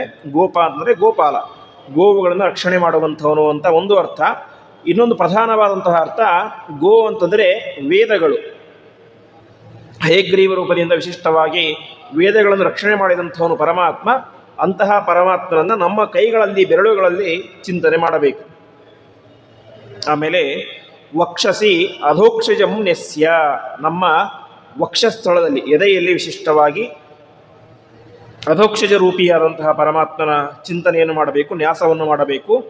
ಅದೇ ರೀತಿ ಶ್ರೀವತ್ಸಂ ತಸ್ಯ ಮಧ್ಯತಃ ಅಂತ ಎದೆಯ ಮಧ್ಯಭಾಗದಲ್ಲಿ ಶ್ರೀವತ್ಸ ಪರಮಾತ್ಮನ ಚಿಂತನೆ ಮಾಡಬೇಕು ಅಂತ. ಪರಮಾತ್ಮನಿಗೆ ಎದೆಯಲ್ಲಿ ವಿಶಿಷ್ಟವಾಗಿ ಶ್ರೀವತ್ಸ ಎನ್ನುವಂಥ ಒಂದು ಚಿಹ್ನೆ ಇದೆ. ಕಪ್ಪು ಮತ್ತು ಕೆಂಪು ಬಣ್ಣದಿಂದ ಕೂಡಿರುವಂಥ ಒಂದು ವಿಶಿಷ್ಟವಾದಂತಹ ಒಂದು ಚಿಹ್ನೆ, ಕಲೆ. ಆ ಒಂದು ಚಿಹ್ನೆ ಇರುವುದು ಪರಮಾತ್ಮನ ಎದೆಯ ಮಧ್ಯಭಾಗದಲ್ಲಿ. ಹಾಗಾಗಿ ನಾವು ಕೂಡ ನಮ್ಮ ಎದೆಯ ಮಧ್ಯಭಾಗದಲ್ಲಿ ಆ ಶ್ರೀವತ್ಸ ಎನ್ನುವಂತಹ ಪರಮಾತ್ಮನ ರೂಪವನ್ನು ಚಿಂತನೆ ಮಾಡಬೇಕು ಅಂತ. ಆಮೇಲೆ ಸ್ತನಯೋ ಅನಿರುದ್ಧಂಚ ದಾಮೋದರ ಮಥೋದರೆ ಪದ್ಮನಾಭಂ ತಥಾನಾಭೋ ನಾಭ್ಯದಶ್ಚಾಪಿ ಕೇಶವಂ ಅಂತ ಎರಡು ಎದೆಯ ಭಾಗದಲ್ಲಿ ಅನಿರುದ್ಧ ರೂಪಿಯಾದಂತಹ ಪರಮಾತ್ಮನ ಚಿಂತನೆಯನ್ನು ಮಾಡಬೇಕು. ಅದಾದ ಮೇಲೆ ಹೊಟ್ಟೆಯಲ್ಲಿ ದಾಮೋದರ ಎನ್ನುವಂತಹ ಪರಮಾತ್ಮನನ್ನು ಚಿಂತನೆ ಮಾಡಬೇಕು ಅಂತ ಹೇಳ್ತಾ ಇದ್ದಾರೆ. ಯಾಕೆಂದರೆ ದಾಮೋದರ ಶಬ್ದಕ್ಕೆ ಅರ್ಥ ಏನು? ದಾಮ ಅಂದರೆ ಹಗ್ಗ ಅಂತ, ಉದರ ಅಂದರೆ ಹೊಟ್ಟೆ ಅಂತ. ಪರಮಾತ್ಮ ಈ ಶ್ರೀಕೃಷ್ಣನಾಗಿ ಅವತಾರ ಮಾಡಿದಾಗ ತುಂಬ ಹಠ ಮಾಡ್ತಾ ಇರ್ತಾನೆ. ಆ ಸಂದರ್ಭದಲ್ಲಿ ತಾಯಿಯಾದಂಥ ಯಶೋದೆ ಏನು ಮಾಡ್ತಾಳೆ, ಅವನನ್ನು ಕರೆದುಕೊಂಡು ಹೋಗಿ ಒಂದು ಒರಳು ಕಲ್ಲಿಗೆ ಹಗ್ಗ ಕಟ್ಟಿ ಬಿಡ್ತಾಳೆ. ಅರ್ಥಾತ್ ಅವನು ಹೊಟ್ಟೆಗೆ ಹಗ್ಗವನ್ನು ಕಟ್ಟಿ ಅವನನ್ನು ಒರಳು ಕಲ್ಲಿಗೆ ಕಟ್ಟಿ ಬಿಡ್ತಾಳೆ. ಆ ಸಂದರ್ಭದಲ್ಲಿ ಏನಾಯಿತು, ಪರಮಾತ್ಮ ಆ ಒರಳು ಕಲ್ಲನ್ನೇ ಎಳೆದುಕೊಂಡು ಬಂದು ತಾನೇ ಮಾಡಿದ ಅರಣ್ಯಕ್ಕೆ ಬಂದ, ಕಾಡಿಗೆ ಬಂದಾಗ ಏನಾಯಿತು, ಅಲ್ಲಿ ಎರಡು ದೊಡ್ಡ ಮರಗಳಿದ್ದವು. ಅದು ವಿಶಿಷ್ಟವಾಗಿ ನಲ ಮತ್ತು ನಲಕೂಬರ ಮಣಿಗ್ರೀವ ಅಂತ ಆ ಒಂದು ಸಾಕ್ಷಾತ್ ಕುಬೇರನ ಮಕ್ಕಳು ಅವರಿಬ್ಬರೇನೆ ಆ ಮರದ ರೂಪದಲ್ಲಿ ಇದ್ದರು. ಪರಮಾತ್ಮ ತಾನೇ ಮಾಡಿದ ಆ ಎರಡೂ ಮರಗಳ ಮಧ್ಯದಿಂದ ಹೋಗಿ ಆ ನಲಕೂಬರ ಮತ್ತು ಮಣಿಗ್ರೀವ ಎನ್ನುವಂತಹ ಆ ಇಬ್ಬರನ್ನು ಕೂಡ ಉದ್ಧಾರ ಮಾಡಿದ. ಹೀಗೆ ಉದ್ಧಾರ ಮಾಡಿದಂತಹ ಪರಮಾತ್ಮನ ರೂಪಕ್ಕೆ ದಾಮೋದರ ಅಂತ ಹೆಸರು, ಹೊಟ್ಟೆಗೆ ಹಗ್ಗವನ್ನು ಕಟ್ಟಿಕೊಂಡಂಥವರು ಅಂತ. ಹಾಗಾಗಿ ಅಂತಹ ಪರಮಾತ್ಮನ ರೂಪವನ್ನು ನಾವೇನು ಮಾಡಬೇಕು, ನಮ್ಮ ಹೊಟ್ಟೆಯಲ್ಲಿ ಚಿಂತನೆ ಮಾಡಬೇಕು ಅಂತ ತಿಳಿಸ್ತಾ ಇದ್ದಾರೆ. ಹೀಗೆ ದಾಮೋದರನನ್ನು ಚಿಂತನೆ ಮಾಡಬೇಕು. ಆಮೇಲೆ ಪದ್ಮನಾಭಂ ತಥಾ ನಾಭವು ಅಂತ, ನಮ್ಮ ನಾಭಿಯಲ್ಲಿ ಹೊಕ್ಕಳಿನಲ್ಲಿ ಪದ್ಮನಾಭ ರೂಪಿಯಾದ ಪರಮಾತ್ಮ ಚಿಂತನೆ ಮಾಡಬೇಕು ಅಂತ. ಯಾಕೆ ಪದ್ಮನಾಭ ಅಂತಂದರೆ ಹೊಕ್ಕಳಿನಲ್ಲಿ ಕಮಲ ಇರುವಂಥವನು ಅಂತ. ಪರಮಾತ್ಮ ತಾನು ಸೃಷ್ಟಿ ಮಾಡಿದಾಗ ಮೊದಲು ಮಾಡಿದಂತಹ ಒಬ್ಬ ಜೀವ ಸೃಷ್ಟಿ ಅಂತಂದರೆ ಅದು ಚತುರ್ಮುಖ ಬ್ರಹ್ಮದೇವರ ಸೃಷ್ಟಿ. ಚತುರ್ಮುಖ ಬ್ರಹ್ಮದೇವರನ್ನು ಪರಮಾತ್ಮ ಸೃಷ್ಟಿ ಮಾಡಿದ. ಆ ಚತುರ್ಮುಖ ಬ್ರಹ್ಮದೇವರನ್ನು ಸೃಷ್ಟಿ ಮಾಡಬೇಕು ಅಂತಂದರೆ ನಿಮ್ಮ ರೀತಿಯಲ್ಲಿ 9 ತಿಂಗಳ ಗರ್ಭವಾಸ, ದುಃಖ, ಅದು ಇದು ಏನೂ ಇಲ್ಲ. ನೇರವಾಗಿ ಪರಮಾತ್ಮನ ಹೊಕ್ಕಳಿನಿಂದಾಗಿ ಒಂದು ಕಮಲ ಬಂತು. ಆ ಕಮಲದಲ್ಲಿ ಚತುರ್ಮುಖ ಬ್ರಹ್ಮದೇವರ ಹುಟ್ಟಾಯಿತು. ಹಾಗಾಗಿ ಯಾವ ಚತುರ್ಮುಖ ಬ್ರಹ್ಮದೇವರನ್ನು ತನ್ನ ಹೊಕ್ಕಳಿನ ಕಮಲದಲ್ಲಿ ಸೃಷ್ಟಿ ಮಾಡಿದಂಥವನು ಆ ಪದ್ಮನಾಭ ಪರಮಾತ್ಮ. ಹಾಗಾಗಿ ನಮ್ಮ ಹೊಕ್ಕಳಿನಲ್ಲಿ ಪದ್ಮನಾಭ ರೂಪಿಯಾದಂತಹ ಪರಮಾತ್ಮನ ನ್ಯಾಸವನ್ನು ಮಾಡಿಕೊಳ್ಳಬೇಕು ಎಂಬುದಾಗಿ ಮಹರುದ್ರ ದೇವರು ತಿಳಿಸ್ತಾ ಇದ್ದಾರೆ. ಆಮೇಲೆ ನಾಭ್ಯದಶ್ಚಾಪಿ ಕೇಶವಂ, ಆ ನಾಭಿಯ ಕೆಳಭಾಗದಲ್ಲಿ ಕೇಶವ ರೂಪಿಯಾದಂತಹ ಪರಮಾತ್ಮನನ್ನು ಚಿಂತನೆ ಮಾಡಬೇಕು. ಆಮೇಲೆ ಮೇಢ್ರೇ ಧರಾಧರಂ ದೇವಂ ಅಂತ ವೃಷಣಗಳಲ್ಲಿ ಧರಾಧರ ಎನ್ನುವಂತಹ ಪರಮಾತ್ಮನ ಚಿಂತನೆಯನ್ನು ಮಾಡಬೇಕು. ಆಮೇಲೆ ಗುದ ಪ್ರದೇಶದಲ್ಲಿ ಗದಾಗ್ರಜ ಎನ್ನುವಂತಹ ಪರಮಾತ್ಮನ ಚಿಂತನೆಯನ್ನು ಮಾಡಬೇಕು. ಆಮೇಲೆ ಸೊಂಟದಲ್ಲಿ, ನಮ್ಮ ಸೊಂಟದ ಭಾಗದಲ್ಲಿ ಪೀತಾಂಬರಧಾರಿಯಾದಂತಹ ಪರಮಾತ್ಮನ ಚಿಂತನೆ ಮಾಡಬೇಕು ಅಂತ. ಯಾಕೆಂತಂದರೆ ನಾವಿವತ್ತು ಬಟ್ಟೆ ಕಟ್ಕೊಳ್ಳೋದಿಲ್ಲ, ಎಲ್ಲಿ ಸೊಂಟಕ್ಕೆ ಆ ಬಟ್ಟೆಯನ್ನು ಉಟ್ಕೊಳ್ತೇವೆ ಪ್ರಧಾನವಾಗಿ. ಹಾಗಾಗಿ ಆ ಸೊಂಟದ ಪ್ರದೇಶದಲ್ಲಿ ಪೀತಾಂಬರಧಾರಿ, ಸ್ವಯಂ ಒಳ್ಳೆ ಹಳದಿ ಬಣ್ಣದ ರೇಷ್ಮೆ ಬಟ್ಟೆಯನ್ನು ಉಟ್ಟುಕೊಂಡಿರುವಂತಹ ಪರಮಾತ್ಮನ ಚಿಂತನೆಯನ್ನು ನಾವು ನಮ್ಮ ಸೊಂಟದ ಭಾಗದಲ್ಲಿ ಮಾಡಬೇಕು ಅಂತ. ಅದಾದ ಮೇಲೆ ಎರಡು ತೊಡೆಗಳಲ್ಲಿ ಮಧುದ್ವಿಷ ಎನ್ನುವಂತಹ ಪರಮಾತ್ಮನ ರೂಪವನ್ನು ಚಿಂತನೆ ಮಾಡಬೇಕು. ಆಮೇಲೆ ಮುರದ್ವಿಷ ಪಿಂಡಕಯೋಹೋ ಜಾನಯುಗ್ಮಿ ಜನಾರ್ದನಂ ಅಂತ ಪೃಷ್ಠಭಾಗದಲ್ಲಿ ಮುರದ್ವಿಷ ಎನ್ನುವಂತಹ ಪರಮಾತ್ಮನ ಚಿಂತನೆಯನ್ನು ಮಾಡಬೇಕು. ಆಮೇಲೆ ಮಂಡಿಯ ಮೇಲ್ಭಾಗದಲ್ಲಿ ಜನಾರ್ದನ ಎನ್ನುವಂತಹ ಪರಮಾತ್ಮನ ರೂಪವನ್ನು ನಾವು ಚಿಂತನೆ ಮಾಡಬೇಕು. ಫಣೀಶಂ ಗುಲ್ಪಯೋರ್ನೆಸ್ಸೆ, ಎರಡು ಗುಲ್ಪ ಅಂದರೆ ಮೊಣಕಾಲು ಅಂತ. ಆ ಮೊಣಕಾಲಿನಲ್ಲಿ ವಿಶೇಷವಾಗಿ ಫಣೀಶ ಎನ್ನುವಂತಹ ಪರಮಾತ್ಮನ ರೂಪವನ್ನು ಚಿಂತನೆ ಮಾಡಬೇಕು. ಆಮೇಲೆ ಕ್ರಮಯೋಶ್ಚ ತ್ರಿವಿಕ್ರಮಂ ಅಂತ ನಮ್ಮ ಪ್ರತಿಯೊಂದು ಹೆಜ್ಜೆಗಳಲ್ಲೂ ಕೂಡ ಗದಾಗ್ರಜ ಎನ್ನುವಂತಹ ಪರಮಾತ್ಮನ, ತ್ರಿವಿಕ್ರಮ ಎನ್ನುವಂತಹ ಪರಮಾತ್ಮನ ರೂಪವನ್ನು ಚಿಂತನೆ ಮಾಡಬೇಕು ಎಂಬುದಾಗಿ ತಿಳಿಸ್ತಾ ಇದ್ದಾರೆ. ಯಾಕೆ ಅಂತಂದರೆ ತ್ರಿವಿಕ್ರಮ ರೂಪಿಯ ಅಂತ ಪರಮಾತ್ಮ ಮಾಡಿದಂಥ ಕೆಲಸ ಏನು? ವಾಮನ ರೂಪಿಯ ಅಂತ ಪರಮಾತ್ಮ 3 ಹೆಜ್ಜೆಗಳ ಮೂಲಕ ಇಡೀ ಬ್ರಹ್ಮಾಂಡವನ್ನೇ ವ್ಯಾಪಿಸಿಬಿಟ್ಟ. ಹಾಗೆ ಆ ತ್ರಿವಿಕ್ರಮ ರೂಪಿಯಾದಂತಹ ಪರಮಾತ್ಮನ ಹೆಜ್ಜೆ ಅದು ದೊಡ್ಡ ಹೆಜ್ಜೆ. ಹಾಗಾಗಿ ಅಂತಹ ತ್ರಿವಿಕ್ರಮ ರೂಪಿಯಾದಂತಹ ಪರಮಾತ್ಮನ ಚಿಂತನೆಯನ್ನು ನಾವು ನಮ್ಮ ಹೆಜ್ಜೆಗಳಲ್ಲಿ ಮಾಡಬೇಕು ಎಂಬುದಾಗಿ ತಿಳಿಸ್ತಾ ಇದ್ದಾರೆ. ಆಮೇಲೆ ಪಾದಾಂಗುಷ್ಠೇ ಶ್ರೀಪತಿಂ ಚ ಪಾದಾಧೋ ಧರಣೀಧರಂ ರೋಮಕೂಪೇಶು ಸರ್ವೇಷು ವಿಶ್ವಕ್ಸೇನಂ ನೆಸೇದ್ಬುಧಃ ಅಂತ ಪ್ರಾರಂಭದಲ್ಲಿ ಪಾದಾಂಗುಷ್ಠೇ ಶ್ರೀಪತಿಂ ನಮ್ಮ ಕಾಲಿನ ಅಂಗುಷ್ಟದಲ್ಲಿ, ಅರ್ಥಾತ್ ಹಿಂದೆ ಹೇಳಿದ್ದು ಕೈಯ ಹೆಬ್ಬೆರಳು, ಇವಾಗ ಕಾಲಿನ ಹೆಬ್ಬೆರಳನ್ನು ಹೇಳ್ತಾ ಇದ್ದಾರೆ. ಕಾಲಿನ ಹೆಬ್ಬೆರಳಿನಲ್ಲಿ ಶ್ರೀಪತಿ ಎನ್ನುವಂತಹ ಪರಮಾತ್ಮನ ರೂಪವನ್ನು ಚಿಂತನೆ ಮಾಡಬೇಕು, ಅರ್ಥಾತ್ ಲಕ್ಷ್ಮೀಪತಿಯನ್ನು ಚಿಂತನೆ ಮಾಡಬೇಕು. ಆಮೇಲೆ ಪಾದಾಧೋ ಧರಣೀಧರಂ, ನಮ್ಮ ಕಾಲಿನ ಕೆಳಗಡೆ, ಪಾದದ ಕೆಳಗಡೆ ಧರಣೀಧರ ಎನ್ನುವಂತಹ ಪರಮಾತ್ಮನ ರೂಪವನ್ನು ಚಿಂತನೆ ಮಾಡಬೇಕು ಅಂತ ಹೇಳ್ತಾ ಇದ್ದಾರೆ. ಅಂದರೆ ಇವತ್ತು ನಾವು ಪಾದಗಳನ್ನು ಇಡೋದೆಲ್ಲಿ? ಭೂಮಿಯ ಮೇಲೆ. ಆ ಭೂಮಿಯನ್ನು ಹೊತ್ತುಕೊಂಡದ್ದು ಯಾರು? ಪರಮಾತ್ಮ. ಧರಣಿ ಅಂತಂದರೆ ಭೂಮಿ, ಧರ ಅಂದರೆ ಅದನ್ನು ಹೊತ್ತುಕೊಂಡಂಥವನು. ವಿಶಿಷ್ಟವಾಗಿ ನಾವು ಪುರಾಣಗಳಲ್ಲಿ ಉಪನಿಷತ್ತುಗಳಲ್ಲಿ ಕೇಳುವಂತೆ ಇಡೀ ಭೂಮಿಯನ್ನು ಹೊತ್ತುಕೊಂಡದ್ದು ಯಾರು ಅಂದರೆ ಸಾಕ್ಷಾತ್ ಪರಮಾತ್ಮನೇನೆ ಕೂರ್ಮ ರೂಪದಿಂದ, ಆಮೆಯ ರೂಪದಿಂದಾಗಿ ಇಡೀ ಬ್ರಹ್ಮಾಂಡವನ್ನು ಹೊತ್ತುಕೊಂಡಿದ್ದಾರೆ. ಅದರ ಮೇಲೆ ಮತ್ತೆ ಇನ್ನೊಂದು ಆಮೆ ಇದೆ, ಅದು ಯಾರು? ಸಾಕ್ಷಾತ್ ವಾಯುದೇವರು ವಾಯುಕುರ್ಮ ಎನ್ನುವಂಥ ರೂಪದಿಂದಾಗಿ ಹೊತ್ತುಕೊಂಡಿದ್ದಾರೆ. ಅದರ ಮೇಲೆ ಶೇಷದೇವರು ಹೊತ್ತುಕೊಂಡಿದ್ದಾರೆ ಅಂತ ಹೇಳ್ತಾರೆ. ಹೀಗೆ ಪ್ರಧಾನವಾಗಿ ಹೊತ್ತುಕೊಂಡಿದ್ಯಾರು? ಪರಮಾತ್ಮ. ಹಾಗಾಗಿ ಪರಮಾತ್ಮನನ್ನು ನಾವು ಧರಣೀಧರ ಅಂತ ಕರಿತೇವೆ. ಅಂತಹ ಧರಣೀಧರನನ್ನು, ಆರೂಪಿಯಾದಂತಹ ಪರಮಾತ್ಮನನ್ನು ನಾವು ಕಾಲಿನ ಕೆಳಭಾಗದಲ್ಲಿ ಚಿಂತನೆ ಮಾಡಬೇಕು. ಆಮೇಲೆ ರೋಮಕೂಪೇಶು ಸರ್ವೇಷು ವಿಶ್ವಕ್ಸೇನಂ ನೆಸೇದ್ಭುತಃ ಅಂತ ಸಮಸ್ತ ರೋಮಕೂಪಗಳಲ್ಲಿ, ಅರ್ಥಾತ್ ಎಲ್ಲ ಕೂದಲುಗಳಲ್ಲಿಯೂ ಕೂಡ ವಿಶ್ವಕ್ಸೇನ ಎನ್ನುವಂತಹ ಪರಮಾತ್ಮನ ರೂಪವನ್ನು ಚಿಂತನೆ ಮಾಡಬೇಕು. ಇಷ್ಟು ಹೊರಗಡೆ ಕಾಣುವಂತಹ ಅವಯವಗಳಾದವು.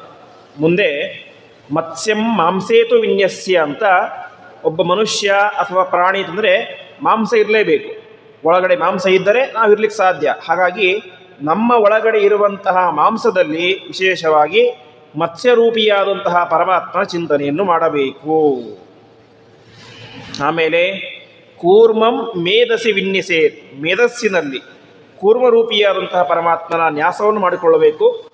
ವರಾಹಂತು ವಸ ಮಧ್ಯೆ ಅಂತ, ವಸ ಅಂತಂದರೆ ಕೊಬ್ಬು, ನಮ್ಮೊಳಗಡೆ ಕೊಬ್ಬು ಅನ್ನೋದು ಇರುತ್ತೆ. ಆ ಕೊಬ್ಬಿನ ಒಳಗಡೆ ವರಾಹ ರೂಪಿಯಾದ ಪರಮಾತ್ಮನ ನ್ಯಾಸವನ್ನು ಮಾಡಿಕೊಳ್ಬೇಕು. ಮತ್ತು ಸರ್ವಾಸ್ತಿಷು ತಥಾಚ್ಯುತಂ ಅಂತ, ನಮ್ಮ ಒಳಗಡೆ ಇರುವಂತಹ ಎಲ್ಲ ಮೂಳೆಗಳಲ್ಲಿ, ಪ್ರತಿಯೊಂದು ಮೂಳೆಗಳಲ್ಲಿಯೂ ಕೂಡ ಅಚ್ಯುತ ರೂಪಿಯಾದಂತಹ ಪರಮಾತ್ಮನ ನ್ಯಾಸವನ್ನು ಮಾಡಿಕೊಳ್ಳಬೇಕು. ಮತ್ತು ದ್ವಿಜಪ್ರಿಯಾಂತು ಮಜ್ಜಾಯಾಮ್, ಮಜ್ಜೆಯಲ್ಲಿ ದ್ವಿಜಪ್ರಿಯ ಎನ್ನುವಂಥ ಪರಮಾತ್ಮನ ಚಿಂತನೆಯನ್ನು ಮಾಡಬೇಕು. ಶುಕ್ರೇ ಶ್ವೇತಪತಿಂ ತಥಾ ಅಂತ, ಶುಕ್ರದಲ್ಲಿ ಅರ್ಥಾತ್ ವೀರ್ಯದಲ್ಲಿ ಶ್ವೇತಪತಿ ಎನ್ನುವಂತಹ ಪರಮಾತ್ಮನ ಚಿಂತನೆಯನ್ನು ಮಾಡಬೇಕು. ಸರ್ವಾಂಗೇ ಯಜ್ಞಪುರುಷಂ ಪರಮಾತ್ಮನಮಾತ್ಮನಿ ಅಂತ, ಹೀಗೆ ಒಟ್ಟಿನಲ್ಲಿ ನಮ್ಮ ದೇಹದಲ್ಲಿರುವಂತಹ ಪ್ರತಿಯೊಂದು ಅಂಗಾಂಗಗಳಲ್ಲಿಯೂ ಕೂಡ ಯಜ್ಞಪುರುಷ ಎನ್ನುವಂತಹ ಪರಮಾತ್ಮನ ರೂಪವನ್ನು ನಾವು ಚಿಂತನೆ ಮಾಡಿಕೊಳ್ಳಬೇಕು. ಅದೇ ರೀತಿಯಾಗಿ ಪರಮಾತ್ಮನ ಮಾತ್ಮನಿ. ಇಷ್ಟೆಲ್ಲ ನಮ್ಮ ದೇಹ ಆಯಿತು. ದೇಹ ಬೇರೆ, ನಾವು ಬೇರೆ, ಅರ್ಥಾತ್ ಆತ್ಮ ಬೇರೆ, ದೇಹ ಬೇರೆ. ಇಲ್ಲಿ ತನಕ ಹೇಳಿದ್ದು ಯಾವುದರ ಬಗ್ಗೆ? ಜಡವಾದಂತಹ ಈ ದೇಹದಲ್ಲಿ ಯಾವ ಯಾವ ಪರಮಾತ್ಮನ ರೂಪವನ್ನು ನ್ಯಾಸ ಮಾಡಿಕೊಳ್ಬೇಕು ಅಂತ ಹೇಳಿದರು. ಹೀಗೆ ಹೇಳ್ತಾ ಇದ್ದಾರೆ, ಪರಮಾತ್ಮನ ಮಾತ್ಮನಿ, ನಮ್ಮ ಆತ್ಮ ಅರ್ಥಾತ್ ನಮ್ಮ ಒಳಗಡೆ, ಆತ್ಮದ ಒಳಗಡೆ ವಿಶೇಷವಾಗಿ ಪರಮಾತ್ಮನನ್ನು ಚಿಂತನೆ ಮಾಡಬೇಕು ಎಂಬುದಾಗಿ ತಿಳಿಸ್ತಾ ಇದ್ದಾರೆ ಮಹರುದ್ರ ದೇವರು. ವಿಶೇಷವಾಗಿ ಪ್ರತಿಯೊಬ್ಬ ಜೀವಿಗಳ ಒಳಗಡೆಯೂ ಕೂಡ ಪರಮಾತ್ಮ ಯಾವಾಗಲೂ ಇರ್ತಾನೆ. ಅಂತರ್ಧ್ರುವಾಯ ಅನುಪಲಭ್ಯವರ್ತ್ಮನೆ ಅಂತ ಭಾಗವತದ ಪ್ರಾರಂಭದಲ್ಲಿ ಹೇಳುವಂತೆ, ಪರಮಾತ್ಮ ಎಲ್ಲ ಜೀವಿಗಳ ಒಳಗಡೆಯೂ ಕೂಡ ಬಿಂಬರೂಪಿಯಾಗಿ, ಅವರ ಅಂತರ್ಯಾಮಿಯಾಗಿ ನಿರಂತರವಾಗಿ ಇರ್ತಾನೆ. ಅನಾದಿ ಕಾಲದಿಂದ ಅನಂತ ಕಾಲದವರೆಗೆ ಪರಮಾತ್ಮ ನಮ್ಮ ಒಳಗಡೆ ಇರ್ತಾನೆ. ಹಾಗಿದ್ದರೂ ಕೂಡ ಅನುಪಲಭ್ಯವರ್ತ್ಮನೆ, ಅವನು ನಮಗೆ ಕಾಣಿಸುವುದಿಲ್ಲ. ಅಂತಹ ಪರಮಾತ್ಮನನ್ನು ನಮ್ಮ ಆತ್ಮದ ಒಳಗಡೆ ನಾವು ಚಿಂತನೆ ಮಾಡಬೇಕು. ಈ ರೀತಿಯಾಗಿ ಏವಂ ನ್ಯಾಸ ವಿಧಿಂ ಕೃತ್ವ ಸಾಕ್ಷಾತ್ ನಾರಾಯಣೋ ಭವೇತ್ ಅಂತ, ಈ ರೀತಿಯಾಗಿ ಯಾರು ನ್ಯಾಸವನ್ನು ಮಾಡ್ತಾರೋ ಅವರೇನಾಗ್ತಾರೆ? ಸಾಕ್ಷಾತ್ ನಾರಾಯಣನೇ ಆಗಿಬಿಡ್ತಾರೆ ಅಂತ. ಅರ್ಥ ಏನು? ಒಟ್ಟಿನಲ್ಲಿ ಅವರಲ್ಲಿ ಪರಮಾತ್ಮ ವಿಶಿಷ್ಟವಾದ ಸನ್ನಿಧಾನ ಬರುತ್ತೆ ಅಂತ. ಯಾಕೆಂತಂದರೆ ಇಲ್ಲಿ ತನಕ ನಾವು ಮಾಡಿದ್ದೇನೋ ಯಾವುದು ಸಾಮಾನ್ಯ ಒಂದು ನ್ಯಾಸ ಅಲ್ಲ, ಪರಮಾತ್ಮನ ಒಂದೊಂದು ಅವಯವ, ಒಂದು ರೂಪಗಳನ್ನು ಕೂಡ ನಮ್ಮ ಅವಯವದ ಚಿಂತನೆ ಮಾಡುವುದು. ಪ್ರತಿನಿತ್ಯ ನಾವು ಇದನ್ನು ಮಾಡ್ತೇವೆ ಸಂಧ್ಯಾವಂದನ ಸಂದರ್ಭದಲ್ಲಿ ತತ್ವನ್ಯಾಸ ಮಾತೃಕಾನ್ಯಾಸ ಅಂತ ವಿಶಿಷ್ಟವಾಗಿ ಪರಮಾತ್ಮನ ಅನೇಕ ರೂಪಗಳನ್ನು ಪರಾಯ ಶಕ್ತ್ಯಾತ್ಮನೆ ಅಂತ ಪ್ರಾರಂಭ ಮಾಡಿ ಒಂದೊಂದು ಅಂಗಗಳಿಗೆ ನಿಯಾಮಕವಾದಂತಹ ಪರಮಾತ್ಮನ ರೂಪಗಳನ್ನು ಚಿಂತನೆ ಮಾಡ್ತೇವೆ. ಅದೇ ರೀತಿಯಾಗಿ ಮಾತೃಕಾನ್ಯಾಸದಲ್ಲಿ ಅಮ್ಮಜಾಯ ನಮಃ ಆನಂದಾಯ ನಮಃ ಇಂ ಇಂದ್ರಾಯ ನಮಃ ಅಂತ ಒಂದೊಂದು ಅಕ್ಷರದಿಂದ ಪ್ರತಿಪಾದ್ಯವಾದಂಥ ಪರಮಾತ್ಮನ ರೂಪ, ಒಂದೊಂದು ಅಕ್ಷರವೂ ಕೂಡ ಪರಮಾತ್ಮನನ್ನೇ ಹೇಳುತ್ತೆ. ಅಂತಹ ರೂಪಗಳನ್ನು ಚಿಂತನೆ ಮಾಡ್ತೇವೆ. ಮಾಡೋದು ಯಾಕೆ? ತತ್ವನ್ಯಾಸ ಮಾತೃಕಾನ್ಯಾಸ ಮಾಡ್ಕೊಳ್ಳೋದು ಯಾಕೆ ಅಂತಂದರೆ ನಮ್ಮ ಒಳಗಡೆ ಪರಮಾತ್ಮನ ಸನ್ನಿಧಾನ ವಿಶಿಷ್ಟವಾಗಿ ಬರಬೇಕು ಅಂತ. ತಂತ್ರಸಾರದಲ್ಲಿ ಆಚಾರ್ಯರು ಹೇಳುವಂತೆ ಪ್ರತಿಮಾಯಾಂ ಸನ್ನಿಧಿಕೃತ ಶಿಷ್ಯೇ ಮಹಾತ್ಮಕೃತ್ ಭವೇತ್ ಅಂತ, ಪ್ರತಿಮೆಯಲ್ಲಿ ನಾವು ತತ್ವನ್ಯಾಸ ಮಾತೃಕಾನ್ಯಾಸಗಳನ್ನು ಮಾಡಿದರೆ ಅದರಿಂದ ಏನಾಗುತ್ತೆ, ಆ ಪ್ರತಿಮೆಯಲ್ಲಿ ಪರಮಾತ್ಮನ ವಿಶೇಷ ಸನ್ನಿಧಾನ ಬರುತ್ತೆ ಅಂತೆ. ನಾವು ಪೂಜೆ ಮಾಡೋದು ಪ್ರತಿಮೆಯಲ್ಲ, ಪ್ರತಿಮೆ ಅದು ಕೇವಲ ಗೊಂಬೆ ಆಗಬಾರ್ದು.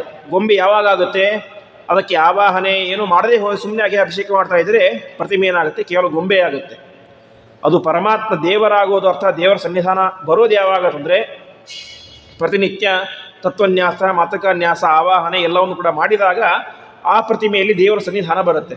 ಹಾಗಾಗಿ ತತ್ವನ್ಯಾಸ ಮಾತೃಕಾನ್ಯಾಸಗಳನ್ನು ಪ್ರತಿಮೆಯಲ್ಲೂ ಮಾಡಿಕೊಳ್ಬೇಕು.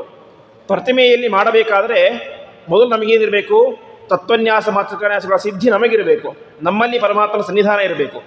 ನಮ್ಮಲ್ಲಿ ಪರಮಾತ್ಮನ ಸನ್ನಿಧಾನ ಬರಬೇಕು ಅಂದರೆ ಮೊದಲು ನಾವೇನು ಮಾಡಬೇಕು, ನಮ್ಮಲ್ಲಿ ತತ್ವನ್ಯಾಸ ಮಾತೃಕಾನ್ಯಾಸಗಳನ್ನು ಮಾಡಿಕೊಳ್ಬೇಕು. ಹೀಗೆ ನಮ್ಮ ಒಳಗಡೆ ತತ್ವನ್ಯಾಸ ಮಾತೃಕಾನ್ಯಾಸಗಳನ್ನು ಮಾಡಿ ಅನಂತರ ಪ್ರತಿಮೆಯಲ್ಲಿ ಅದನ್ನು ಮಾಡಬೇಕು. ಈ ರೀತಿ ಮಾಡಿದಾಗ ನಮ್ಮಲ್ಲಿಯೂ ಪರಮಾತ್ಮನ ಸನ್ನಿಧಾನ ಬರುತ್ತೆ. ಅದೇ ರೀತಿಯಾಗಿ ಪ್ರತಿಮೆಯಲ್ಲೂ ಕೂಡ ಪರಮಾತ್ಮನ ಸನ್ನಿಧಾನ ಬರುತ್ತೆ ಎಂಬುದಾಗಿ ತಿಳಿಸ್ತಾ ಇದ್ದಾರೆ. ಹೀಗೆ ನ್ಯಾಸ ಎಂಬುದು ಅತ್ಯಂತ ಪ್ರಧಾನವಾದದ್ದು. ಈ ರೀತಿಯಾಗಿ ನ್ಯಾಸವನ್ನು ಮಾಡಿದಾಗ ಅವನಲ್ಲಿ ಪರಮಾತ್ಮನ ವಿಶಿಷ್ಟವಾದಂತಹ ಸನ್ನಿಧಾನ ಬರುತ್ತೆ. ಯಾವನ್ನ ವ್ಯಾಹಾರೇ ಕಿಂಚಿತ್ ಯಾವದ್ವಿಷ್ಣು ತಾವದ್ವಿಷ್ಣು ವ್ಯವಸ್ಥಿತ ಎಂಬುದಾಗಿ ಇಲ್ಲಿ ಇನ್ನೊಂದು ವಿಶಿಷ್ಟವಾದಂಥ ಅಂಶವನ್ನು ಹೇಳ್ತಾ ಇದ್ದಾರೆ. ಯಾವನ್ನ ವ್ಯಾಹಾರೇ ಕಿಂಚಿತ್ ಅಂತ, ಪರಮಾತ್ಮನ ಸನ್ನಿಧಾನ ಅವನಲ್ಲಿ ಎಲ್ಲಿಯವರೆಗೆ ಇರುತ್ತೆ ಅಂತ. ಒಂದು ದಿವಸ ತತ್ವನ್ಯಾಸ ಮಾತೃಕಾನ್ಯಾಸ ಅಥವಾ ಈ ಒಂದು ನ್ಯಾಸವನ್ನು ಮಾಡ್ಕೊಂಡ್ಬಿಟ್ರೆ ಮುಗೀತು, ನನ್ನಲ್ಲಿ ಪರಮಾತ್ಮನ ಸನ್ನಿಧಾನ ನಿರಂತರವನ್ನು ಸಾಯೋ ತನಕ ಇರುತ್ತಾ ಅಂತ ಕೇಳಿದರೆ ಇಲ್ಲಿ ಹೇಳ್ತಾ ಇದ್ದಾರೆ, ಇಲ್ಲ, ಯಾವನ್ನ ವ್ಯಾಹಾರೇ ಕಿಂಚಿತ್ ಅಂತ. ಎಲ್ಲಿಯ ತನಕ ಅವನು ಬೇರೆ ಮಾತನ್ನು ಆಡುವುದಿಲ್ಲವೋ ಅಲ್ಲಿಯ ತನಕ ಅವನಲ್ಲಿ ಪರಮಾತ್ಮನ ಸನ್ನಿಧಾನ ಇರುತ್ತೆ ಅಂತೆ. ಅರ್ಥಾತ್ ಇದರಿಂದ ಏನು ತಿಳಿಸ್ತಾ ಇದ್ದಾರೆ ಅಂತಂದರೆ, ಜಪ ಮಾಡುವಾಗ, ಪೂಜೆ ಮಾಡುವಾಗ, ಹೋಮಾದಿಗಳನ್ನು ಮಾಡುವಾಗ, ಸಂಧ್ಯಾವಂದನೆ ಮಾಡುವಾಗ, ದಾನ ಮಾಡುವಾಗ, ಸ್ನಾನ ಮಾಡುವಾಗ, ಪ್ರವಚನ ಮಾಡುವಾಗ ಏನಾಗಿರಬೇಕು, ಮೌನವಾಗಿರಬೇಕು ಅಂತ ತಿಳಿಸ್ತಾ ಇದ್ದಾರೆ. ಒಂದು ವೇಳೆ ನಮ್ಮ ಮೌನವನ್ನು ಬಿಟ್ಟುಬಿಟ್ರೆ, ಬೇರೆ ಮಾತನ್ನು ಆಡಿಬಿಟ್ರೆ ಏನಾಗುತ್ತೆ, ಪರಮಾತ್ಮನ ಸನ್ನಿಧಾನವೇ ನಮ್ಮಲ್ಲಿ ಹೋಗಿಬಿಡುತ್ತೆ. ಅಷ್ಟು ಮಾತ್ರ ಅಲ್ಲ, ಅದರಿಂದ ಪಾಪವೂ ಬರುತ್ತೆ ಅಂತ ಹೇಳ್ತಾ ಇದ್ದಾರೆ. ಸ್ನಾನ ಮಾಡಬೇಕಾದ್ರೂ ಮೌನವಾಗಿ ಮಾಡಬೇಕು. ಯಾವುದ್ಯಾವುದು ಹಾಡುಗಳನ್ನು ಹಾಡ್ತಾ ಸ್ನಾನ ಮಾಡಬಾರ್ದು. ಹಾಡಿದರೆ ಪರಮಾತ್ಮನ ಹಾಡನ್ನೇ ಹಾಡಬೇಕು. ಅದೇ ರೀತಿಯಾಗಿ ಭೋಜನೆ, ಊಟ ಮಾಡಬೇಕಾದ್ರೂ ಕೂಡ ಅವಶ್ಯವಾಗಿ ಮೌನವಾಗಿ ಊಟ ಮಾಡಬೇಕು. ಪರಮಾತ್ಮನ ಚಿಂತನೆಯನ್ನು ಮಾಡ್ತಾ ಮೌನವಾಗಿ ಊಟ ಮಾಡಬೇಕು. ಮೌನ ಅಂತಂದರೆ ಅನೇಕರು ಏನು ಅಂದ್ಕೊಂಡ್ಬಿಟ್ಟಿದ್ದಾರೆ, ಮೌನ ಅಂದರೆ ಬಾಯಿ ಮುಚ್ಕೊಂಡಿರೋದಷ್ಟೇ, ಏನು ಮಾತಾಡಬಾರ್ದು ಅಂತ. ಆದರೆ ಶಾಸ್ತ್ರ ನಮಗೆ ಆ ರೀತಿ ಹೇಳೋದಿಲ್ಲ. ಮೌನ ಅಂತಂದರೆ ಯಾವುದೇ ರೀತಿಯಾದಂಥ ಲೌಕಿಕವಾದಂಥ ಮಾತುಗಳನ್ನು ಆಡದೇನೆ ಪರಮಾತ್ಮನ ಚಿಂತನೆಯನ್ನು ಮಾಡೋದೇನೆ ನಿಜವಾದಂತಹ ಮೌನ ಅಂತ. ಹಾಗಾಗಿ ಮೌನವನ್ನು ಬಿಟ್ಬಿಟ್ರೆ ಏನಾಗುತ್ತೆ, ಪರಮಾತ್ಮನ ಸನ್ನಿಧಾನವೇ ಹೋಗಿಬಿಡುತ್ತೆ. ಅದಕ್ಕೋಸ್ಕರ ಇಲ್ಲಿ ಹೇಳ್ತಾ ಇದ್ದಾರೆ ಮಹಾರುದ್ರ ದೇವರು, ಯಾವನ್ನ ವ್ಯಾಹಾರೇ ಕಿಂಚಿತ್ ತಾವದ್ವಿಷ್ಣುಮಯ ಸ್ಥಿತ ಅಂತ. ಈ ನ್ಯಾಸಗಳನ್ನು ಮಾಡಿಕೊಂಡ ಮೇಲೆ ಎಲ್ಲಿಯ ತನಕ ಆ ವ್ಯಕ್ತಿ ಲೌಕಿಕವಾದಂತಹ ವಿಚಾರಗಳನ್ನು ಮಾತನಾಡುವುದಿಲ್ಲವೋ ಅಲ್ಲಿಯ ತನಕ ಅವನಲ್ಲಿ ಪರಮಾತ್ಮನ ಸನ್ನಿಧಾನ ಇರುತ್ತೆ. ಯಾವಾಗ ಲೌಕಿಕವಾದ ವಿಚಾರಗಳನ್ನು ಮಾತನಾಡಿದ ಅವನು, ಯಾವಾಗ ಬೇರೆ ಕಡೆ ಮನಸ್ಸು ಹೋಯಿತು, ಆವಾಗ ಏನಾಯಿತು, ಸನ್ನಿಧಾನವು ಕೂಡ ಹೋಗಿಬಿಡುತ್ತೆ. ಹಾಗಾಗಿ ಮೌನವನ್ನು ಕಾಪಾಡಿಕೊಳ್ಳಬೇಕು ಅಂತ ಮಹಾರುದ್ರ ದೇವರು ನಮಗೆ ತಿಳಿಸ್ತಾ ಇದ್ದಾರೆ.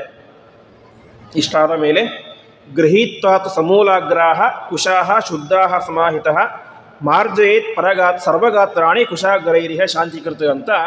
ಇಷ್ಟೆಲ್ಲ ನ್ಯಾಸ ಇಲ್ಲ ಆದ ಮೇಲೆ ವಿಶೇಷವಾಗಿ ಕುಶಾಗ್ರ ದರ್ಭೆಗಳನ್ನು ತೆಗೆದುಕೊಳ್ಬೇಕಂತೆ. ದರ್ಭೆಗಳು ಅಂತಂದರೆ ಸಾಕ್ಷಾತ್ ಪರಮಾತ್ಮನ ಅಂಗದಿಂದ ಹುಟ್ಟಿದ್ದು ಯಜ್ಞ ವರಾಹ ರೂಪಿಯ ಅಂತ ಪರಮಾತ್ಮನಿಂದಾಗಿ ಹುಟ್ಟಿದ್ದು ಎಳ್ಳು ಮತ್ತು ದರ್ಭೆ ಅಂತ ಹೇಳ್ತಾರೆ. ಆ ರೀತಿಯಾಗಿ ಆ ದರ್ಭೆಗಳನ್ನು ತೆಗೆದುಕೊಂಡು ವಿಶಿಷ್ಟವಾಗಿ ದರ್ಭೆಯನ್ನೇ ಸುಮ್ಮನೆ ದರ್ಭೆ ತಗೊಳ್ಬಾರ್ದು ಅಂತೆ. ಮತ್ತೇನಾಗಿರಬೇಕು, ಆ ದರ್ಭೆಗೆ ತುದಿ ಅನ್ನೋದು ಇರಬೇಕು. ದರ್ಭೆಗೆ ತುದಿ ಅನ್ನೋದು ಅತ್ಯಂತ ಪ್ರಧಾನವಾದದ್ದು. ಆ ದರ್ಭೆಯ ತುದಿಯಿಂದಾಗಿ ನಾವೇ ಮಾಡಿಕೊಳ್ಬೇಕು, ಆ ತುದಿಯನ್ನು ಎಲ್ಲ ಕಡೆ ದೇಹದಲ್ಲಿ ಸವರಿಕೊಳ್ಬೇಕು ಅಂತೆ. ದರ್ಭೆಯಿಂದಾಗಿ ನಮ್ಮ ದೇಹವನ್ನು ಸ್ಪರ್ಶ ಮಾಡಿಕೊಂಡಾಗ ಏನಾಗುತ್ತೆ, ಅದರಿಂದಾಗಿ ಇಷ್ಟವಾದಂತಹ ಒಂದು ನೆಮ್ಮದಿ, ಅದೇ ರೀತಿಯಾಗಿ ಶುದ್ಧತೆ ಎಲ್ಲವೂ ಕೂಡ ಸಿಗುತ್ತೆ ಅಂತ ಹೇಳ್ತಾ ಇದ್ದಾರೆ. ಹಾಗಾಗಿ ನ್ಯಾಸ ಮಾಡಿಕೊಂಡ ಮೇಲೆ ನಾವೇನು ಮಾಡಬೇಕು, ದರ್ಭೆಯಿಂದ ದೇಹದ ಎಲ್ಲ ಭಾಗದಲ್ಲೂ ಕೂಡ ಸ್ಪರ್ಶ ಮಾಡಿಕೊಳ್ಳಬೇಕು ಅಂತ ಹೇಳ್ತಾ ಇದ್ದಾರೆ. ಈ ರೀತಿಯಾಗಿ ಮಾಡಿಕೊಂಡಾಗ ವಿಷ್ಣು ಭಕ್ತ ವಿಶೇಷೇಣ ಅಂತ ಅವನು ವಿಶಿಷ್ಟವಾಗಿ ಪರಮಾತ್ಮನ ಸನ್ನಿಧಾನ ಇರುವಂತಹ ಪರಮಾತ್ಮನ ಭಕ್ತನಾಗ್ತಾನೆ ಎಂಬುದಾಗಿ ತಿಳಿಸ್ತಾ ಇದ್ದಾರೆ.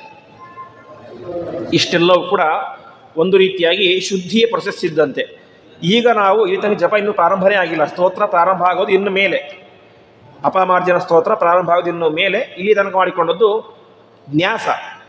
ಇಷ್ಟಾದ ಮೇಲೆ ಅವರು ಹೇಳ್ತಾ ಇದ್ದಾರೆ ಮಹರುದ್ರ ದೇವರು, ಜಪೇ ತತ್ರತು ಭೋದೇವಿ ಸರ್ವರೋಗ ಪ್ರಣಾಶನಂ ಓಂ ನಮಃ ಶ್ರೀ ಪರಮಾರ್ಥಾಯ ಪುರುಷಾಯ ಮಹಾತ್ಮನೆ ಅರೂಪ ಬಹುರೂಪಾಯ ವ್ಯಾಪಿನೇ ಪರಮಾತ್ಮನೆ ಅಂತ ನಾವು ಜಪ ಮಾಡಬೇಕು ಅಂತ ತಿಳಿಸ್ತಾ ಇದ್ದಾರೆ. ಜಪ ಮಾಡೋಕ್ಕಾದರೆ ಮಂತ್ರ ಏನು? ಓಂ ನಮಃ ಶ್ರೀ ಪರಮಾರ್ಥಾಯ ಪುರುಷಾಯ ಮಹಾತ್ಮನೆ ಅರೂಪ ಬಹುರೂಪಾಯ ವ್ಯಾಪಿನೇ ಪರಮಾತ್ಮನೆ ಅಂತ ನಾವು ವಿಶಿಷ್ಟವಾಗಿ ಪರಮಾತ್ಮನ ಜಪವನ್ನು ಮಾಡಬೇಕು ಅಂತ ತಿಳಿಸ್ತಾ ಇದ್ದಾರೆ. ಜಪ ಹೇಗಿರಬೇಕು ಅಂತ ನಮಗೆ ಶಾಸ್ತ್ರಗಳು ತಿಳಿಸ್ತವೆ. ನಾವು ಯಾವುದು ಜಪ ಮಾಡ್ತೇವೆ, ಗಾಯತ್ರಿ ಜಪ ಮಾಡ್ತೇವೆ, ಕೃಷ್ಣನ ಜಪ ಮಾಡ್ತೇವೆ, ಆ ರೀತಿ ಜಪ ಮಾಡೋದು ಹೇಗೆ ಮಾಡಬೇಕು ಅಂತ. ನಾವು ಜಪ ಮಾಡೋದು ಇನ್ನೊಬ್ಬರಿಗೆ ಗೊತ್ತಾಗಬಾರ್ದು ಅಂತ ಹೇಳುತ್ತೆ. ಷಟ್ಕರ್ಣೋ ಭಿದ್ಯತೆ ಮಂತ್ರ ಅಂತ, ಅರ್ಥಾತ್ ನಾವು ಮಾಡುವಂತಹ ಜಪದ ಶಬ್ದ ಅದು ಯಾರಿಗೆ ಕೇಳಿಸ್ಬೇಕು? ಆರನೇ ಕಿವಿಗೆ ನಾವು ಮಾಡುವಂಥ ಜಪದ ಶಬ್ದ ಕೇಳಿಸಿದರೆ ಆ ಜಪ ಏನು ಮಾಡೋದಿಲ್ಲ, ಫಲವನ್ನು ಕೊಡೋದಿಲ್ಲ ಅಂತ ಹೇಳ್ತಾರೆ. ಅರ್ಥಾತ್ 4 ಕಿವಿಗಳಿಗೆ ಮಾತ್ರ ನಾವು ಮಾಡುವಂಥ ಜಪ ಕೇಳಿಸಬೇಕು ಅಂತ. ಯಾವುದು 4 ಕಿವಿಗಳು? 2 ನಮ್ಮ ಕಿವಿ, ಇನ್ನೆರಡು ಪರಮಾತ್ಮನ ಕಿವಿ.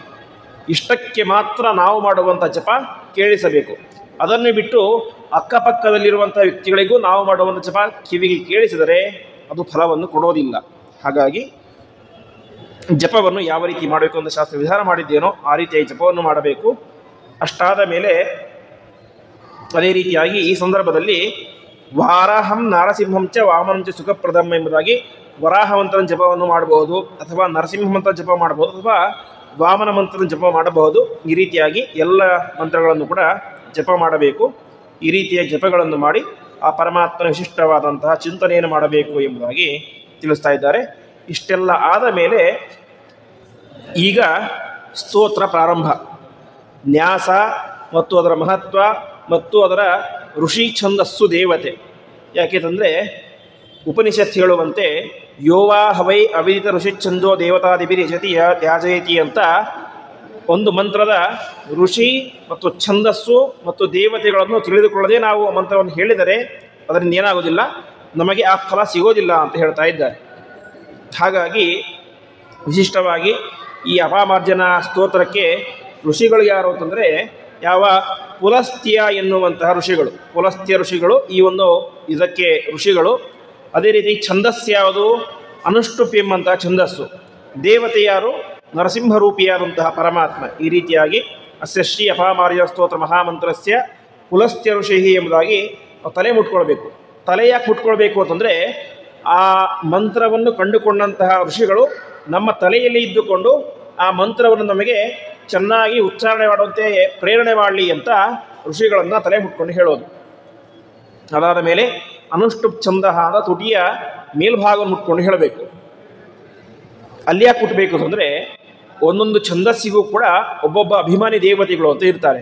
ಹಾಗಾಗಿ ಛಂದಸ್ಸಿನ ಅಭಿಮಾನಿ ದೇವತೆಗಳೇ ನೀವು ನನ್ನ ಬಾಯಿಯಲ್ಲಿ ನಿಂತುಕೊಂಡು ಈ ಸ್ತೋತ್ರವನ್ನು ಚೆನ್ನಾಗಿ ಹೇಳುವಂತೆ ಅನುಗ್ರಹ ಮಾಡಿ ಎಂಬುದಕ್ಕೋಸ್ಕರ ನಾವೇನು ಮಾಡಬೇಕು, ಛಂದಸ್ಸನ್ನು ಹೇಳಿಕೊಂಡು ಮೇಲಭಾಗದಲ್ಲಿ ಮುಟ್ಕೊಳ್ಬೇಕು.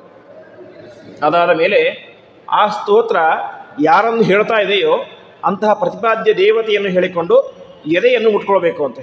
ಅರ್ಥಾತ್ ಈಗ ನರಸಿಂಹ, ವರಾಹ, ವಾಮನತೆ ಈ ಒಂದು ಮಂತ್ರಕ್ಕೆ ದೇವತೆಗಳು. ಅಲ್ಲಿ ಯಾಕೆ ಮುಟ್ಕೊಳ್ಬೇಕು ಅಂತಂದರೆ ನೀವು, ಅರ್ಥಾತ್ ನರಸಿಂಹ, ವಾಮನ, ವರಾಹ ದೇವರೇ, ನೀವು ನಮ್ಮ ಹೃದಯದಲ್ಲಿ ಬಂದು ನಿಂತುಕೊಂಡು ಈ ಸ್ತೋತ್ರದ ಪಾರಾಯಣವನ್ನು ಸ್ವೀಕಾರ ಮಾಡಿ ಅಂತ ಅವರ ಹತ್ತಿರ ಪ್ರಾರ್ಥನೆ ಮಾಡಿಕೊಳ್ಳೋದಕ್ಕೋಸ್ಕರ ಎದೆಯನ್ನು ಮುಟ್ಟುಕೊಳ್ಬೇಕು ಅಂತ ಹೇಳ್ತಾ ಇದ್ದಾರೆ. ಒಟ್ಟಿನಲ್ಲಿ ಋಷಿ ಛಂದಸ್ಸು ದೇವತೆ. ಇಷ್ಟನ್ನು ತಿಳಿದುಕೊಂಡು ನಾವು ವಿಶೇಷವಾಗಿ ಈ ಒಂದು ಸ್ತೋತ್ರವನ್ನು ಪಾರಾಯಣ ಮಾಡಿದಾಗ ಈ ಸ್ತೋತ್ರ ನಮಗೇನು ಮಾಡುತ್ತೆ, ವಾಮನಂಚ ಸುಖಪ್ರದಂ ಅಂತ ವಿಶಿಷ್ಟವಾದಂತಹ ಸುಖವನ್ನು ನಮಗೆ ಈ ಒಂದು ಸ್ತೋತ್ರ ಅಪಮಾರ್ಜನ ಸ್ತೋತ್ರ ತಂದುಕೊಡುತ್ತೆ. ಅಂತಹ ಸ್ತೋತ್ರದ ಪ್ರಾರಂಭಿಕ ಹಂತ ಅರ್ಥಾತ್ ನ್ಯಾಸ ಮತ್ತು ಋಷಿ ಛಂದಸ್ಸು ದೇವತೆ ಮತ್ತು ಈ ಸ್ತೋತ್ರವನ್ನು ಯಾರಿಗೆ ಉಪದೇಶ ಮಾಡಿದರು ಅಂತ ಪುಲಸ್ತ್ಯ ಎನ್ನುವಂಥ ಋಷಿಗಳು, ದಾಲ್ಭ್ಯ ಎನ್ನುವಂಥ ಋಷಿಗಳಿಗೆ ಉಪದೇಶ ಮಾಡಿದರು. ಆ ಒಂದು ವಿಚಾರವನ್ನು ಮಹರುದ್ರ ದೇವರು ತಮ್ಮ ಪ್ರೀತಿಯ ಹೆಂಡತಿಯಾದಂತಹ ಪಾರ್ವತೀ ದೇವಿಗೆ ಉಪದೇಶವನ್ನು ಮಾಡ್ತಾ ಇದ್ದಾರೆ. ಈ ರೀತಿಯಾಗಿ ಬರುವಂಥ ಈ ಅಪಮಾರ್ಜನ ಸ್ತೋತ್ರದ ಉಳಿದ ಚಿಂತನೆಯನ್ನು ಅರ್ಥಾತ್ ಸ್ತೋತ್ರದಲ್ಲಿ ಏನು ಹೇಳ್ತಾರೆ, ಯಾವ ಯಾವ ಪರಮಾತ್ಮನ ರೂಪಗಳನ್ನು ಚಿಂತನೆಯನ್ನು ಈ ಸ್ತೋತ್ರದಲ್ಲಿ ಮಾಡ್ತಾರೆ, ಅಂತಹ ಉಳಿದ ಎಲ್ಲ ವಿಚಾರಗಳನ್ನು ಕೂಡ ನಾಳೆಯ ಪ್ರವಚನದಲ್ಲಿ ನಾವೆಲ್ಲರೂ ಕೂಡ ನೋಡೋಣ ಎಂಬುದಾಗಿ ಹೇಳ್ತಾ ಇಂದಿನ ಪ್ರವಚನವನ್ನು ಶ್ರೀಕೃಷ್ಣಾರ್ಪಣಮಸ್ತು.